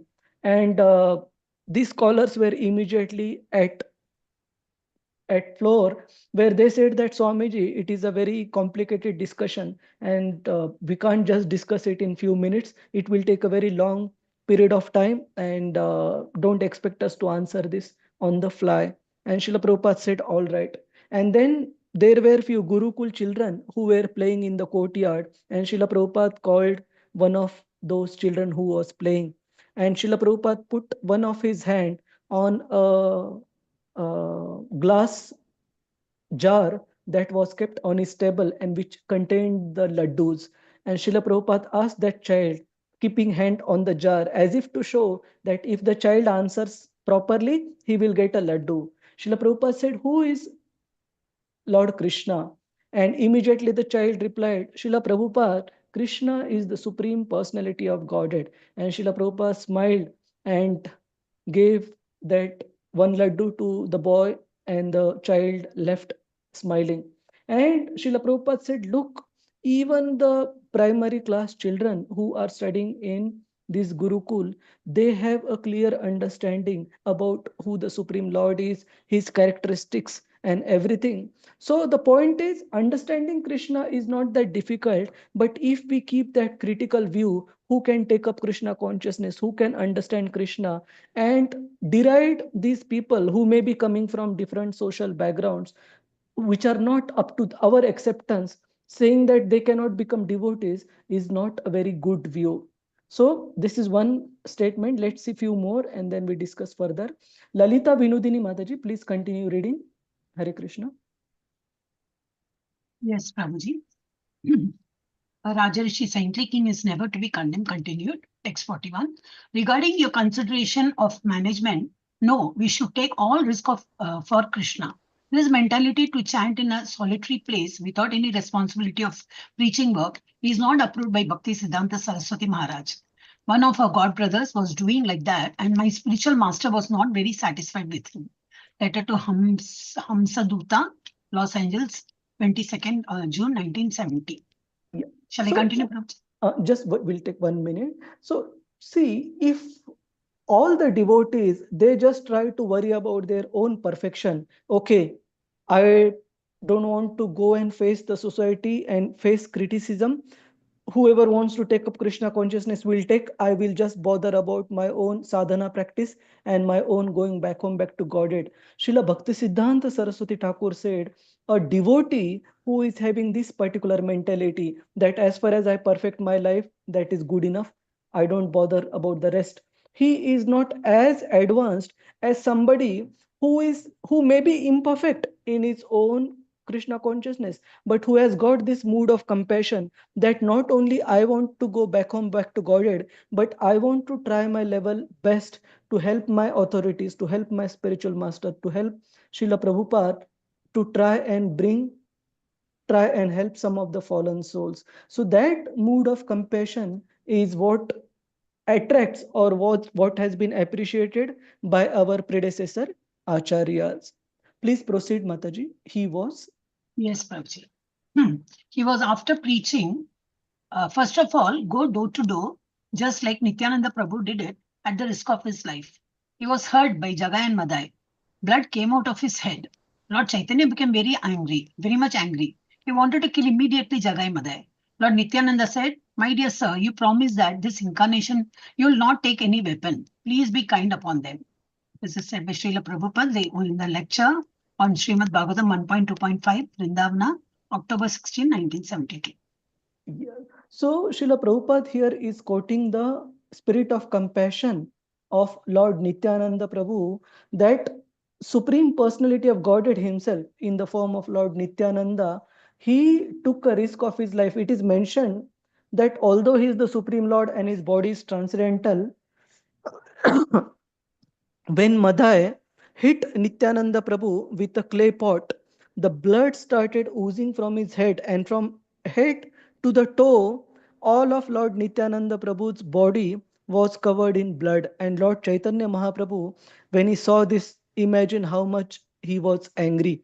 But Nityananda Prabhu, he told Madhai and Jagai that, my dear sirs, it doesn't cause me much pain that my whole body is bleeding or my whole body is covered with blood, as much of a pain that is causes me that you are not willing to chant the holy name of Krishna even once.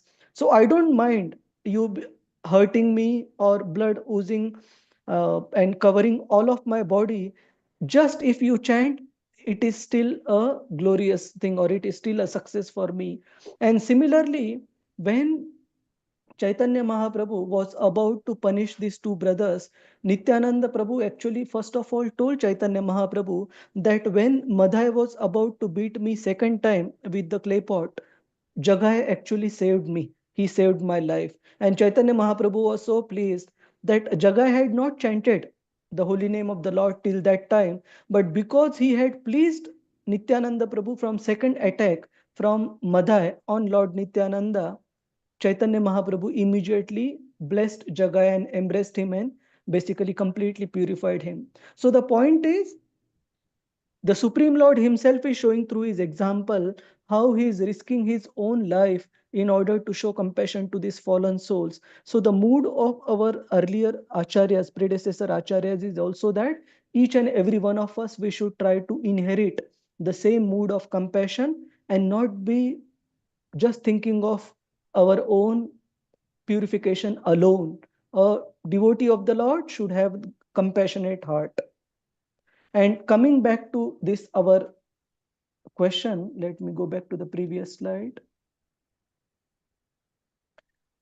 That is the risk a devotee in Krishna consciousness is taking to bring the fallen souls to the lotus feet of Krishna.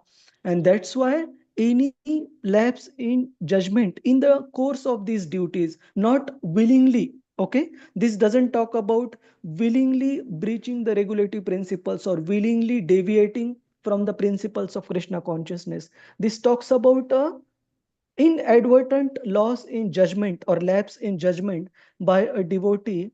It should not be condemned to such a degree, like what Shamika Rishi's son did to Maharaj Parikshit. Is this all right, Prabhuji's, Mataji's? Are you convinced of the particular statements that we went through? Hare Krishna. Yes, Prabhu. Yes. Anybody has any question, comment, thoughts to share on this? We proceed otherwise. Hare Krishna. All right, so let us proceed. This is a very important point in the final part of this particular chapter. So let's go through the verse. Due to the lack of time, Prabhuji's, Mataji's, we may not be able to recite all the verses. So we will go through the translation. Prema Prakash Haridas Prabhu. Hare Krishna. Hare Krishna, Prabhuji. You can read, Prabhuji, translation. Translation. Oh my boy, your intelligence is immature, and therefore you have no knowledge that the king, who is the best amongst human beings, is as good as the personality of Godhead. He is never to be placed on an equal footing with common man. The citizens of the state live in prosperity, being protected by his unsurpassable powers. Thank you, Prabhu. Continue. My dear boy. My dear boy, the Lord who carries the will of a chariot is represented by the monarchical regime, and when the regime is abolished, the whole world becomes filled with thieves, and who then at once vanquish the unprotected subjects like scattered leaves. Thank you, Prabhuji. So here Shamika Rishi is scolding, chastising his son, explaining him the importance of having a Rajarshi, having a qualified king rule the kingdom, saying that when such a monarchy of qualified kings is gone, then it causes the agents of Kali to literally slaughter the subjects like scattered lambs, who then at once vanquish the unprotected subjects like scattered lambs. And we will read only some parts of this purport. It's a bit long. A king is said to be the representative of the absolute personality of Godhead, because he is trained to acquire the qualities of God to protect living beings. So specifically, Shamika Rishi is glorifying the qualified kings, the Rajarshi kings, who have been specifically trained in taking care of the subjects, like Parikshit Maharaj was. An ideal king, thoroughly trained by culture and devotional service with the martial spirit, makes a perfect king. One trained monarch is far better than hundreds of useless ministerial rogues, and it is hinted herein that by abolition of monarchical regime like that of Maharaj Parikshit, the mass of people become open to many attacks of the age of Kali. That means you are punishing the king for one particular mistake, my dear boy, but imagine the chaos, the anarchy it will cause when this king is gone. The whole set of people, subjects, they will become subject to the attacks by Kali, because that Rajarshi strong king is not there any further. So this is again importance of having a Rajarshi monarchical kings, and then subsequently in the end, Shamika Rishi glorifies specifically the qualities of Maharaj Parikshit as a person. So maybe we'll continue to go through the translations. Devika Mataji, you want to read through? Mataji, you had raised your hand earlier. Or any other devotees? I can continue, Prabhuji. Okay, Prabhuji, please. Due to the termination of the monarchical regime, regimes and the plundering of people's wealth by the rogues and the... Go on, Mataji, please go on. Hare Krishna. Please go on, Mataji.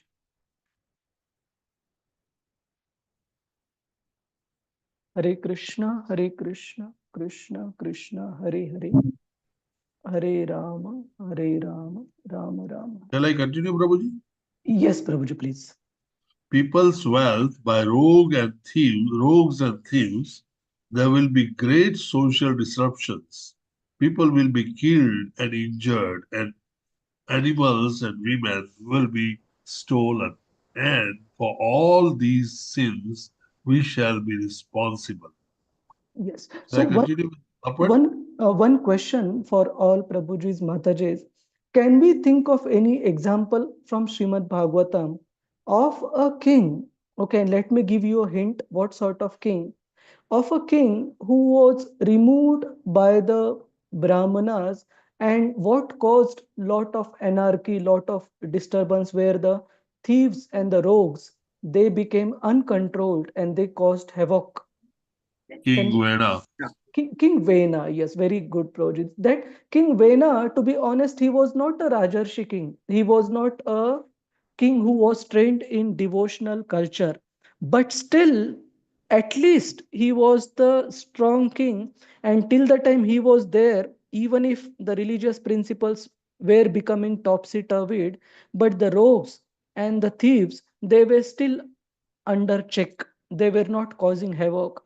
But Bhagavatam mentions that when this king Vena, he was removed and subsequently got killed by the priest who were the advisors to the king, immediately the thieves and the rogues, they became uncontrolled and it caused lot of disturbance, havoc in the society, and they had to really rush to churn the body of this king Vena, and through that body Maharaj Prithu was born.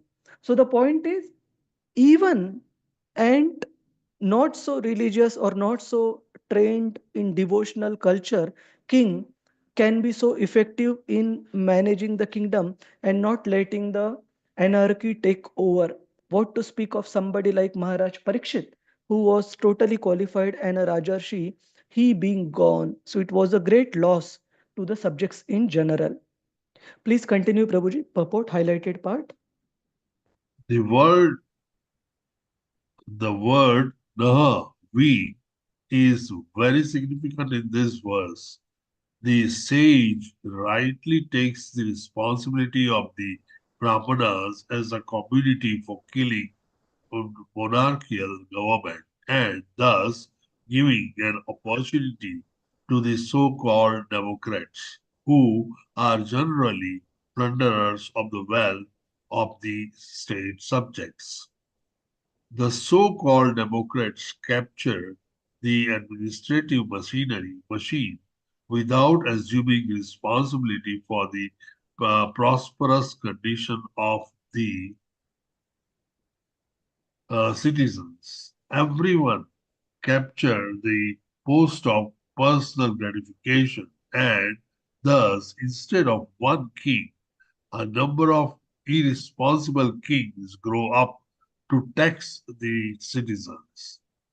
It is foretold herein that in the absence of the good monarchical government, everyone will be the cause of disturbance for others by plundering riches, animals, women, etc. Thank you. Thank you, Prabhuji. So here, Shamik Rishi is foreseeing the disturbance that will be created in the society when Maharaj Parikshit will be gone. I'll just quickly read through some portions, Prabhuji's, Mataji's.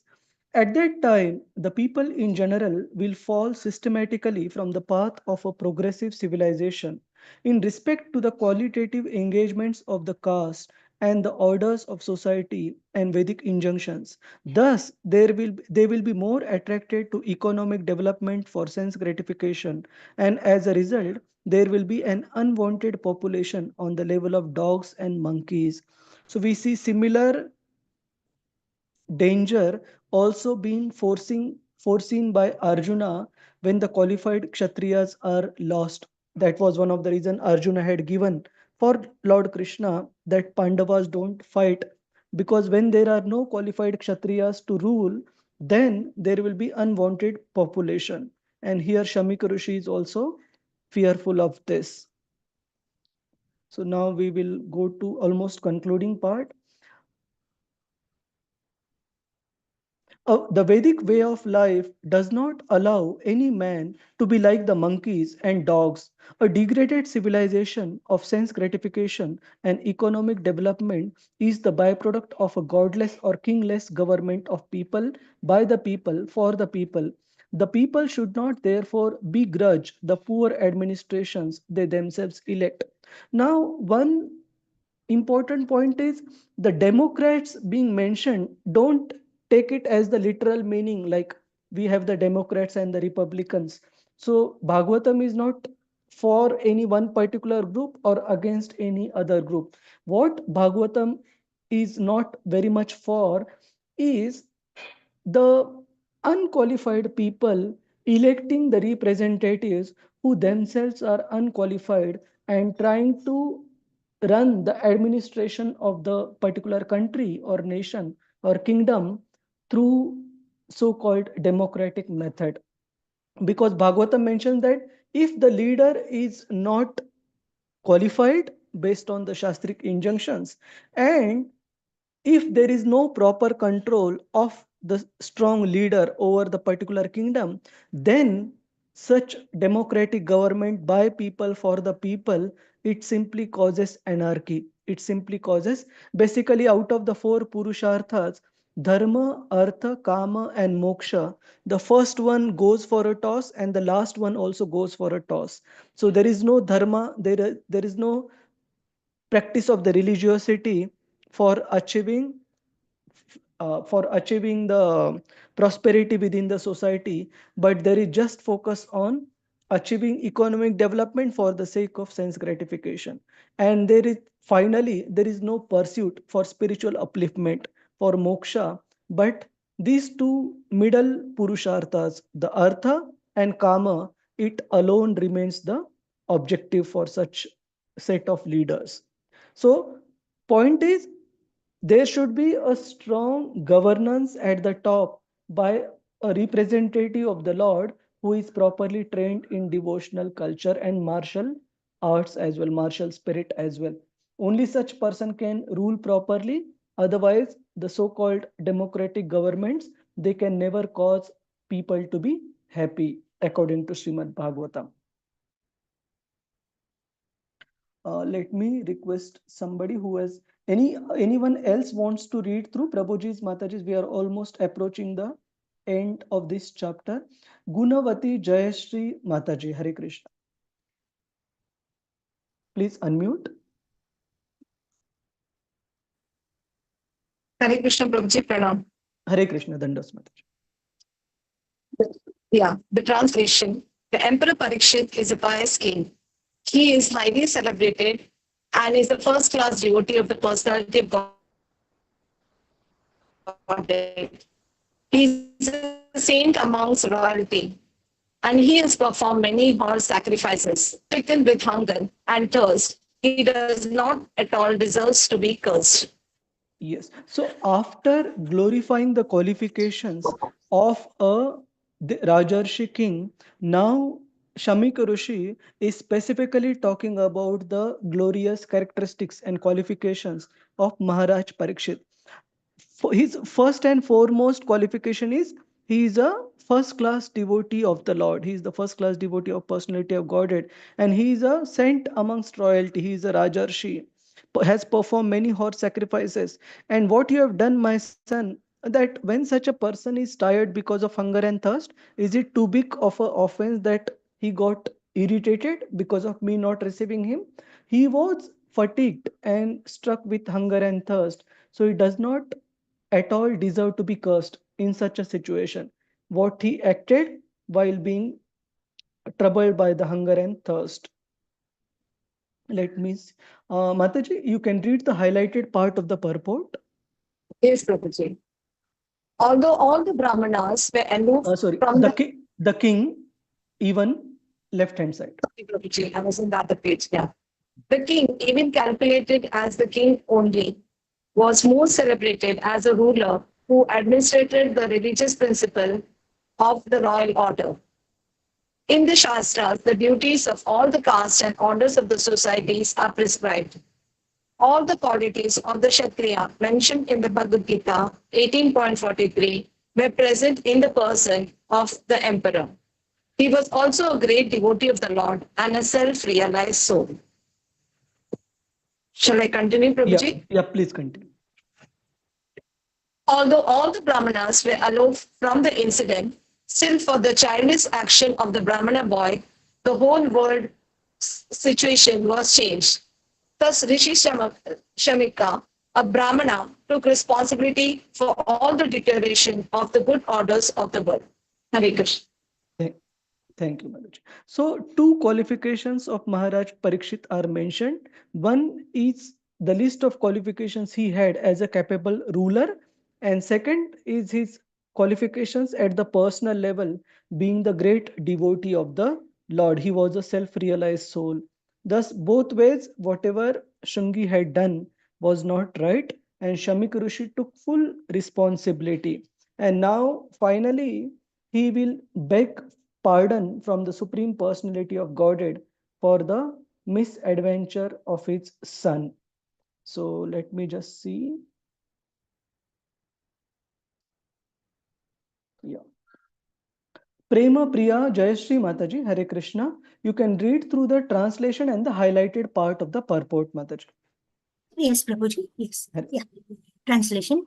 Then the Rishi prayed to all the pervading personality of Godhead to pardon his immature boy who had no intelligence and who committed the great sin of cursing a person, was completely free from all sins, was subordinate and who deserved to be protected. But Rishi Shamika could foresee that his son had committed a great sin by cursing Maharaja Parikshit, who deserved to be protected like the Brahmanas, for he was a pious ruler and completely free from all sins because of his being a first-class devotee of the Lord. Yes. So here another approach towards this situation is mentioned, that Brahmanas in the social order, they are at the top level in the social order. So Brahmanas, then Kshatriyas, Vaishyas and Shudras. So these Kshatriyas, they are supposed to be properly guided, advised and protected by the Brahmanas. Protected not in the physical sense, but protected from the sense of spirituality. But those who are supposed to be protectors, they themselves start cursing the Kshatriyas, then how it would be. So Shamik Rishi is feeling all the more sad that we are supposed to adore and protect the king, but what my son has done is he has given capital punishment to that king.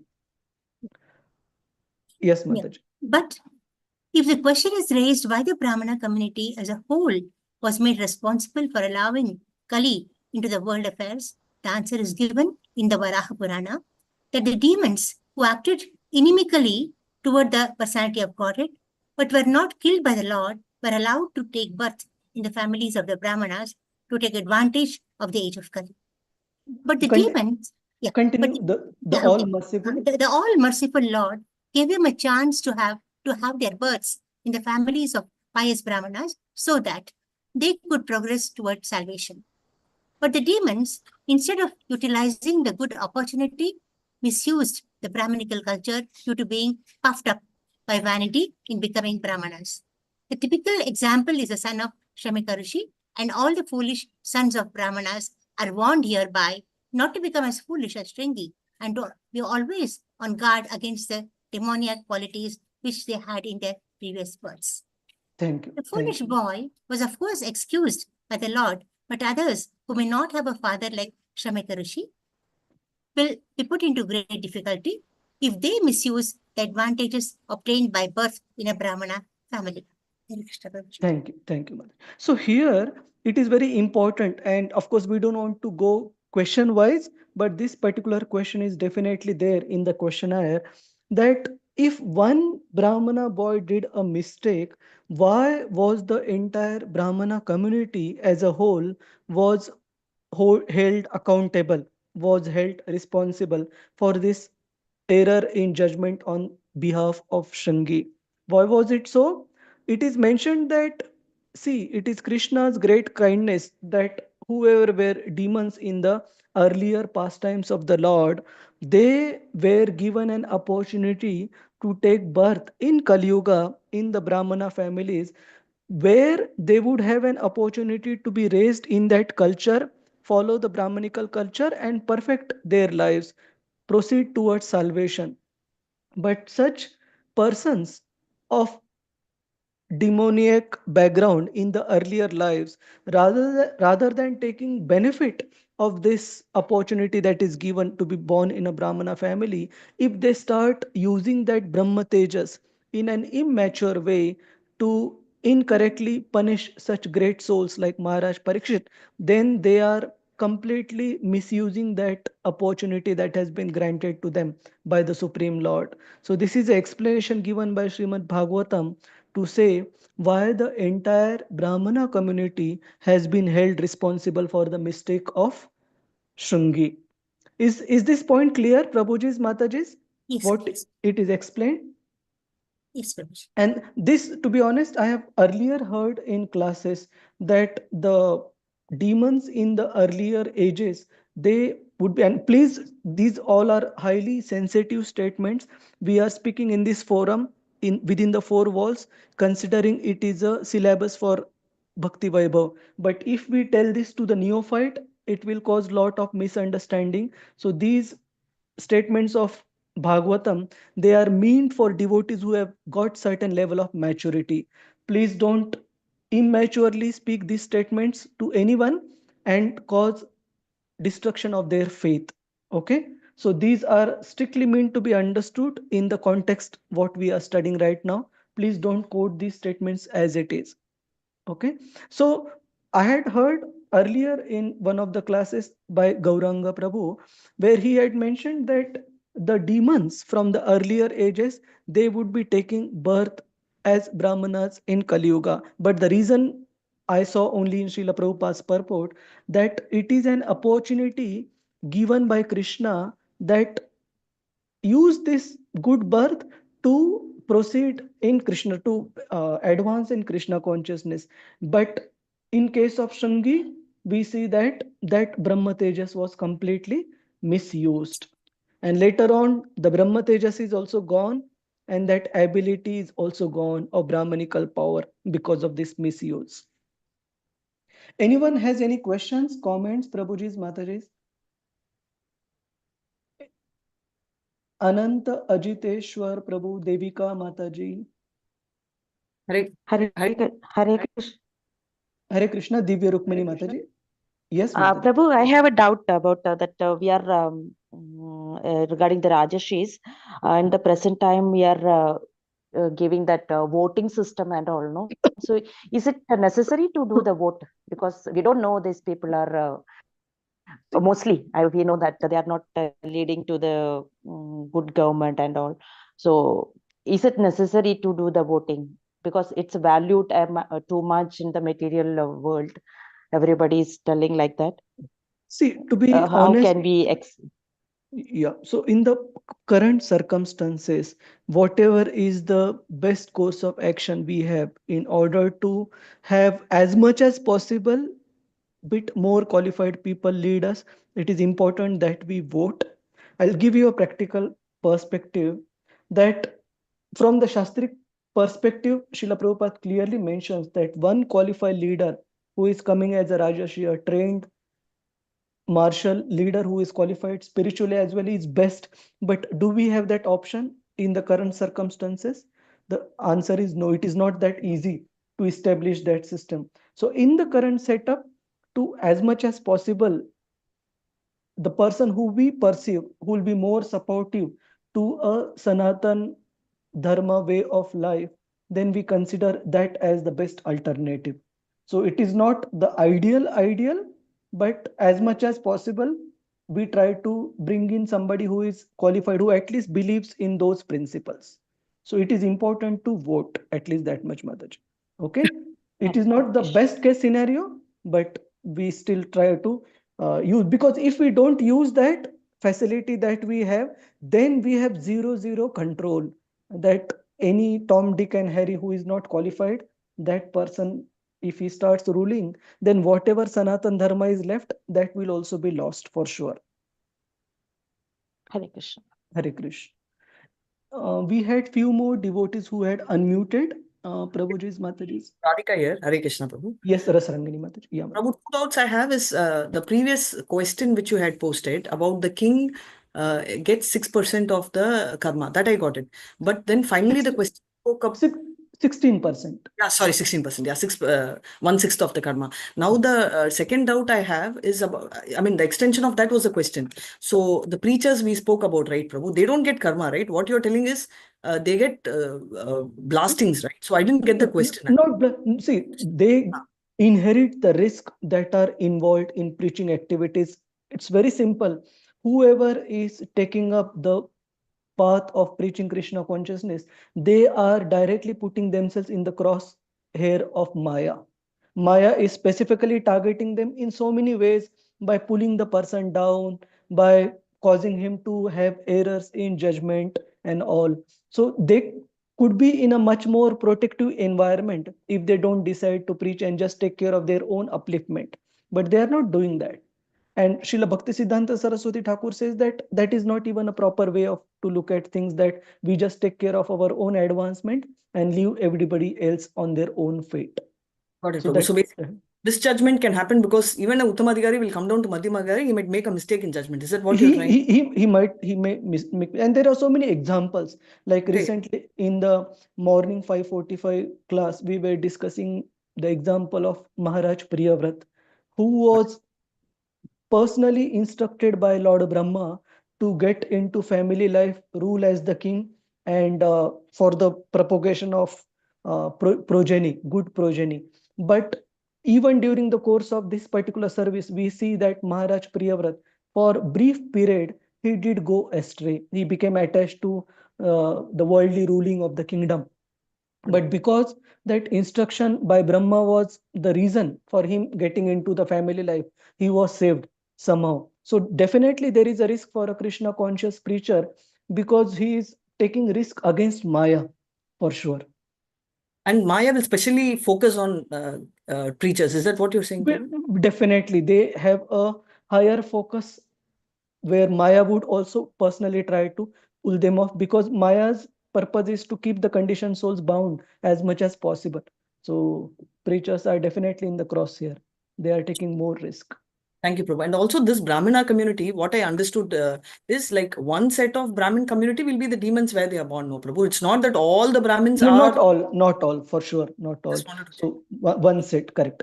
And so before we come to the Brahmana, just one point on the devotee preachers. See, let's consider the example of Srila Bhaktisiddhanta Saraswati Thakur. Who was his spiritual master? Srila Gaura Kishordas Babaji Maharaj. And what was the mood of Gaura Kishordas Babaji Maharaj? When someone asked Srila Gaura Kishordas Babaji Maharaj that why don't you go to Calcutta, was it to preach or something? Srila Gaura Kishordas Babaji Maharaj's reply was, I will never go to Calcutta because Kolkata, because it is Maya Nagari, it is the capital of Maya. And there was one more thing he had mentioned. I will never go to Kolkata and will not accept more disciples or something like that. Okay, and of course, he was definitely an advanced soul. What his own disciple did, Srila Bhaktisiddhanta Saraswati Thakur, he accepted both that risk. He accepted going to Calcutta. But how did he go to Calcutta? Can anyone say? How did he prepare himself to go to Calcutta to preach? Anyone? Rasarangani Mataji or anyone else? No, Prabhu, but why did he tell that Calcutta is the head of Maya? Is it because of Durga Devi, you mean? No, not because of Durga Devi, because so many materialistic people live there. So he didn't want to associate with those materialistic people. But how did Srila Bhaktisiddhanta Saraswati Thakur prepare himself before he went to Calcutta? Anyone? You might have heard in classes. basically he took a vow to chant, if I'm not wrong, 1 billion names of Lord, and it took him very long. If I'm not wrong, it took him close to 10 to 12 years to fulfill that vow. So he completely prepared himself, gained that spiritual strength, gained the mercy of the predecessor acharyas, and then took that risk of going to Calcutta and start establishing the Gaudiya Math temples, various Gaudiya Math temples, including procuring properties and the necessary organization that comes along with it. Bhakti Siddhanta Saraswati Thakur took it. And a second point I forgot, like whether it was initiating or printing, I forgot, or building temple, something similar, but he did take that second risk as well. Why? Just to show his compassion to the fallen souls. And Srila Bhakti Siddhanta Saraswati Thakur himself mentioned that organization is a necessary evil. What does it mean? It means that whenever we are propagating a spiritual organization, there will be risk, there will be attacks from Maya, and we could be well protected from Maya if we don't initiate that itself. But does it mean that we stay quiet and just practice our sadhana? No. Our Acharya's mood is we will take that risk in service to Lord Krishna. We don't want to be protected and be nice devotees in our home alone. We want to take that risk to please Srila Prabhupada, to please the predecessor Acharya, but not take that risk foolishly, guard ourselves by following the principles, what they have given. Is that all right, Rasarangini Mataji? Very clear, Prabhu. Thank you so much. Hare Krishna. So let's conclude now. We are already run out of time. These 48, 49 verses you can read to Prabhuji's Mataji's. I will directly move to 50th verse. I'll just read the translation. The devotees of the Lord are so forbearing. Now Shamik Rishi is saying why he is having to pray to Lord Krishna. The devotees of the Lord are so forbearing that even though they are defamed, cheated, cursed, disturbed, neglected, or even killed, they are never inclined to avenge themselves. So in the purport, Prabhupada mentions that Shamik Rishi knew that there is only one hope for Shungi to be saved. What is that hope? If Parikshit Maharaj counter curses the boy, okay, whatever mistake boy has done, if there is a counter curse from the devotee, then he will get purified. But later part of the purport, Prabhupada writes that Shamik Rishi knew he would never do that. Parikshit Maharaj would not do that because he was such a great soul. He would not counter curse this immature boy. So what I am left with as a father, he would have to beg pardon from the Supreme Lord for the mistake that his son has committed. So it is mentioned, it was a personal affair, and therefore Shamik Rishi knew that the king would not take counteraction. Thus there was no alternative than to place an appeal to the Lord for the immature boy. So Shamik Rishi begged pardon from the Lord because Parikshit Maharaj would not take an action. The sage thus regretted the sin committed by his own son. He did not take the insult paid by the king very seriously. And now we come to the final verse, which is very important. One second. Yeah, this point is important. Here in the end of purport of text 49, Srila Prabhupada mentions, actually, it was the desire of the Lord and Maharaj. What was the desire of the Lord? Prabhuji's, Mataji's? Quickly. Please unmute. To propagate the Bhagavatam itself, Prabhuji. Yes, very nice. So desire of the Lord was for Srimad Bhagavatam to appear, and in order to achieve that, this incident was orchestrated.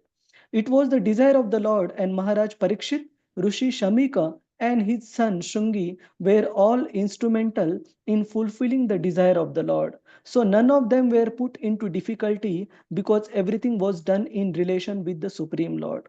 So neither Shungi received resultant reaction because Shamik Rishi begged pardon and Krishna forgave Shungi for that offense that he committed. So all these three personalities were saved, but what result was permanent? what still happened despite all this forgiving? The Bhagavatam. degradation. The Bhagavatam came. degradation, And yes, the degradation degradation of also, society yeah, continued. But it that did was happen. predestined. That was predestined, and it's Predestined. See, one because we it was may say Kali. it was predestined, but becoming an instrument for that degradation was not a very glorious thing. Yes, Yeah. I agree. So now So, let's come. Yeah, yes, Prabhuji. no, actually, I asked this question in a direct message to you, Prabhuji. Oh, is The it? answer is there in the 49. Very Thank nice.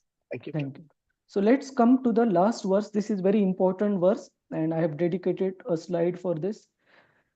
Generally, the transcendentalist, even though engaged by others in the dualities of the material world, are not distressed, nor do they take pleasure in worldly things, for they are transcendentally engaged.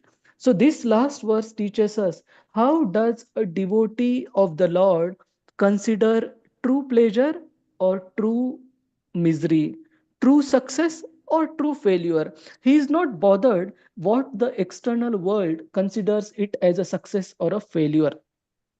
Maharaj was not bothered that how the whole world will perceive him. Look, he is such a great emperor, but he has been condemned by this Brahmana boy to die. He did not take it personally. He did not consider it as his failure. Let us go through the the slide to see how does a devotee perceive the success or failure. So this you can read through afterwards. This purport also you can, maybe I'll just quickly read. Since Brahman, Paramatma and Bhagavan are different phases of the same transcendence, all these transcendentalists, all these means which three? Jnanis who desire liberation. Second is yogis who want to achieve Paramatma realization. And third is the bhaktas who want to achieve Supreme Lord Krishna's service in the spiritual world. So all these transcendentalists are beyond the three modes of material nature. Material distresses and happiness are products of these three modes, and therefore the causes of such material distress and happiness have nothing to do with transcendentalist. The king was a devotee and the Rishi was a mystic. Therefore, both of them were unattached to the accidental incident created by the supreme will. The playful child was instrument in fulfilling the Lord's will. That means neither Parikshit Maharaj, even if his life is now gone, his life is supposed to be gone in 7 days, he did not take it to his heart. What he considered, now that I have received this curse to leave my body within 7 days, how I can best utilize this time to perfect my life. That was his anxiety. And there is these two beautiful set of verses I have mentioned. In the first verse from the 7th canto, Shukadev Goswami glorifies the inquiries put forth by the king. He says, "My dear king, you have put before me an excellent question. Discourses concerning the activities of the Lord, in which the glories of his devotees are also found, are extremely pleasing to the devotees. Such wonderful topics always counteract the miseries of materialistic way of life." And now the last slide, where Parikshit Maharaj expresses his gratitude to Shukadev Goswami by saying, "Because a great and merciful soul like you has shown so much kindness to me, you have personally spoken to me this narration of the Supreme Personality of Godhead Hari, who is without beginning or end." That means a devotee's true definition of success is if we are able to lead our life based on the instructions of the scriptures under the guidance of a pure devotee of the Lord. Such a life is success for the devotee, irrespective whether materially there is a failure. Like we see in the case of Maharaj Parikshit. Materially speaking, he was condemned to death, but that was not a failure for him. In fact, his death was glorious because he got to hear about the Lord from Shukadev Goswami and perfect his life. And similarly, Shukadev Goswami, was he attached Prabhuji's Mataji's? He gave the whole Srimad Bhagavatam to Maharaj Parikshit. And where was he when Parikshit Maharaj left his body? Yes. last question. Where was Shukadev Goswami when Parikshit Maharaj left his body? He Bank was of Ganges. sorry, Bank of ma'am. Ganges, Prabhuji.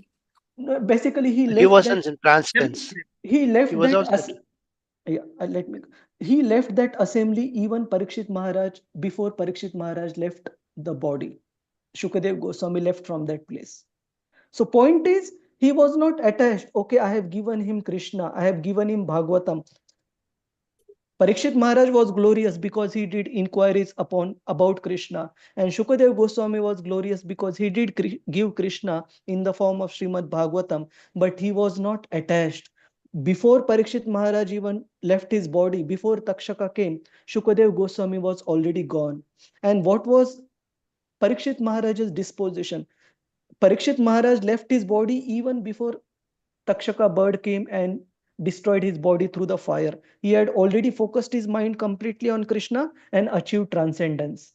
So the point is, neither the student nor the teacher are attached that I am causing the welfare, I am giving Krishna to the student. He did his part based on the inquiries made by Parikshit Maharaj, gave him his blessings and continued his journey. And similarly, Parikshit Maharaj received the blessings, focused his mind and attention on Krishna, and left his body even before the Takshaka bird physically came and burnt his body into ashes. So point is, the success for a devotee is to lead his or her life under the guidance of the pure devotee of the Lord based on the injunctions of the scriptures and not external success or failure. So that is the conclusion of this particular dialogue. Now, next chapter we will start next time, appearance of Srimad Bhagavatam. But this particular chapter, Prabhuji's apologies, we took slightly extra long. Anyone has any question, comment, thoughts to be shared? Rohini Mataji, have you shared the attendance link? Okay. Yes, Prabhuji. Okay, fine. Sure. Anyone else has any question, comment? If not, we conclude. All right. So thank you all, Prabhuji's, Mataji's very much. And we'll announce separately regarding the exam. So wait for that message. Hare Krishna. Okay.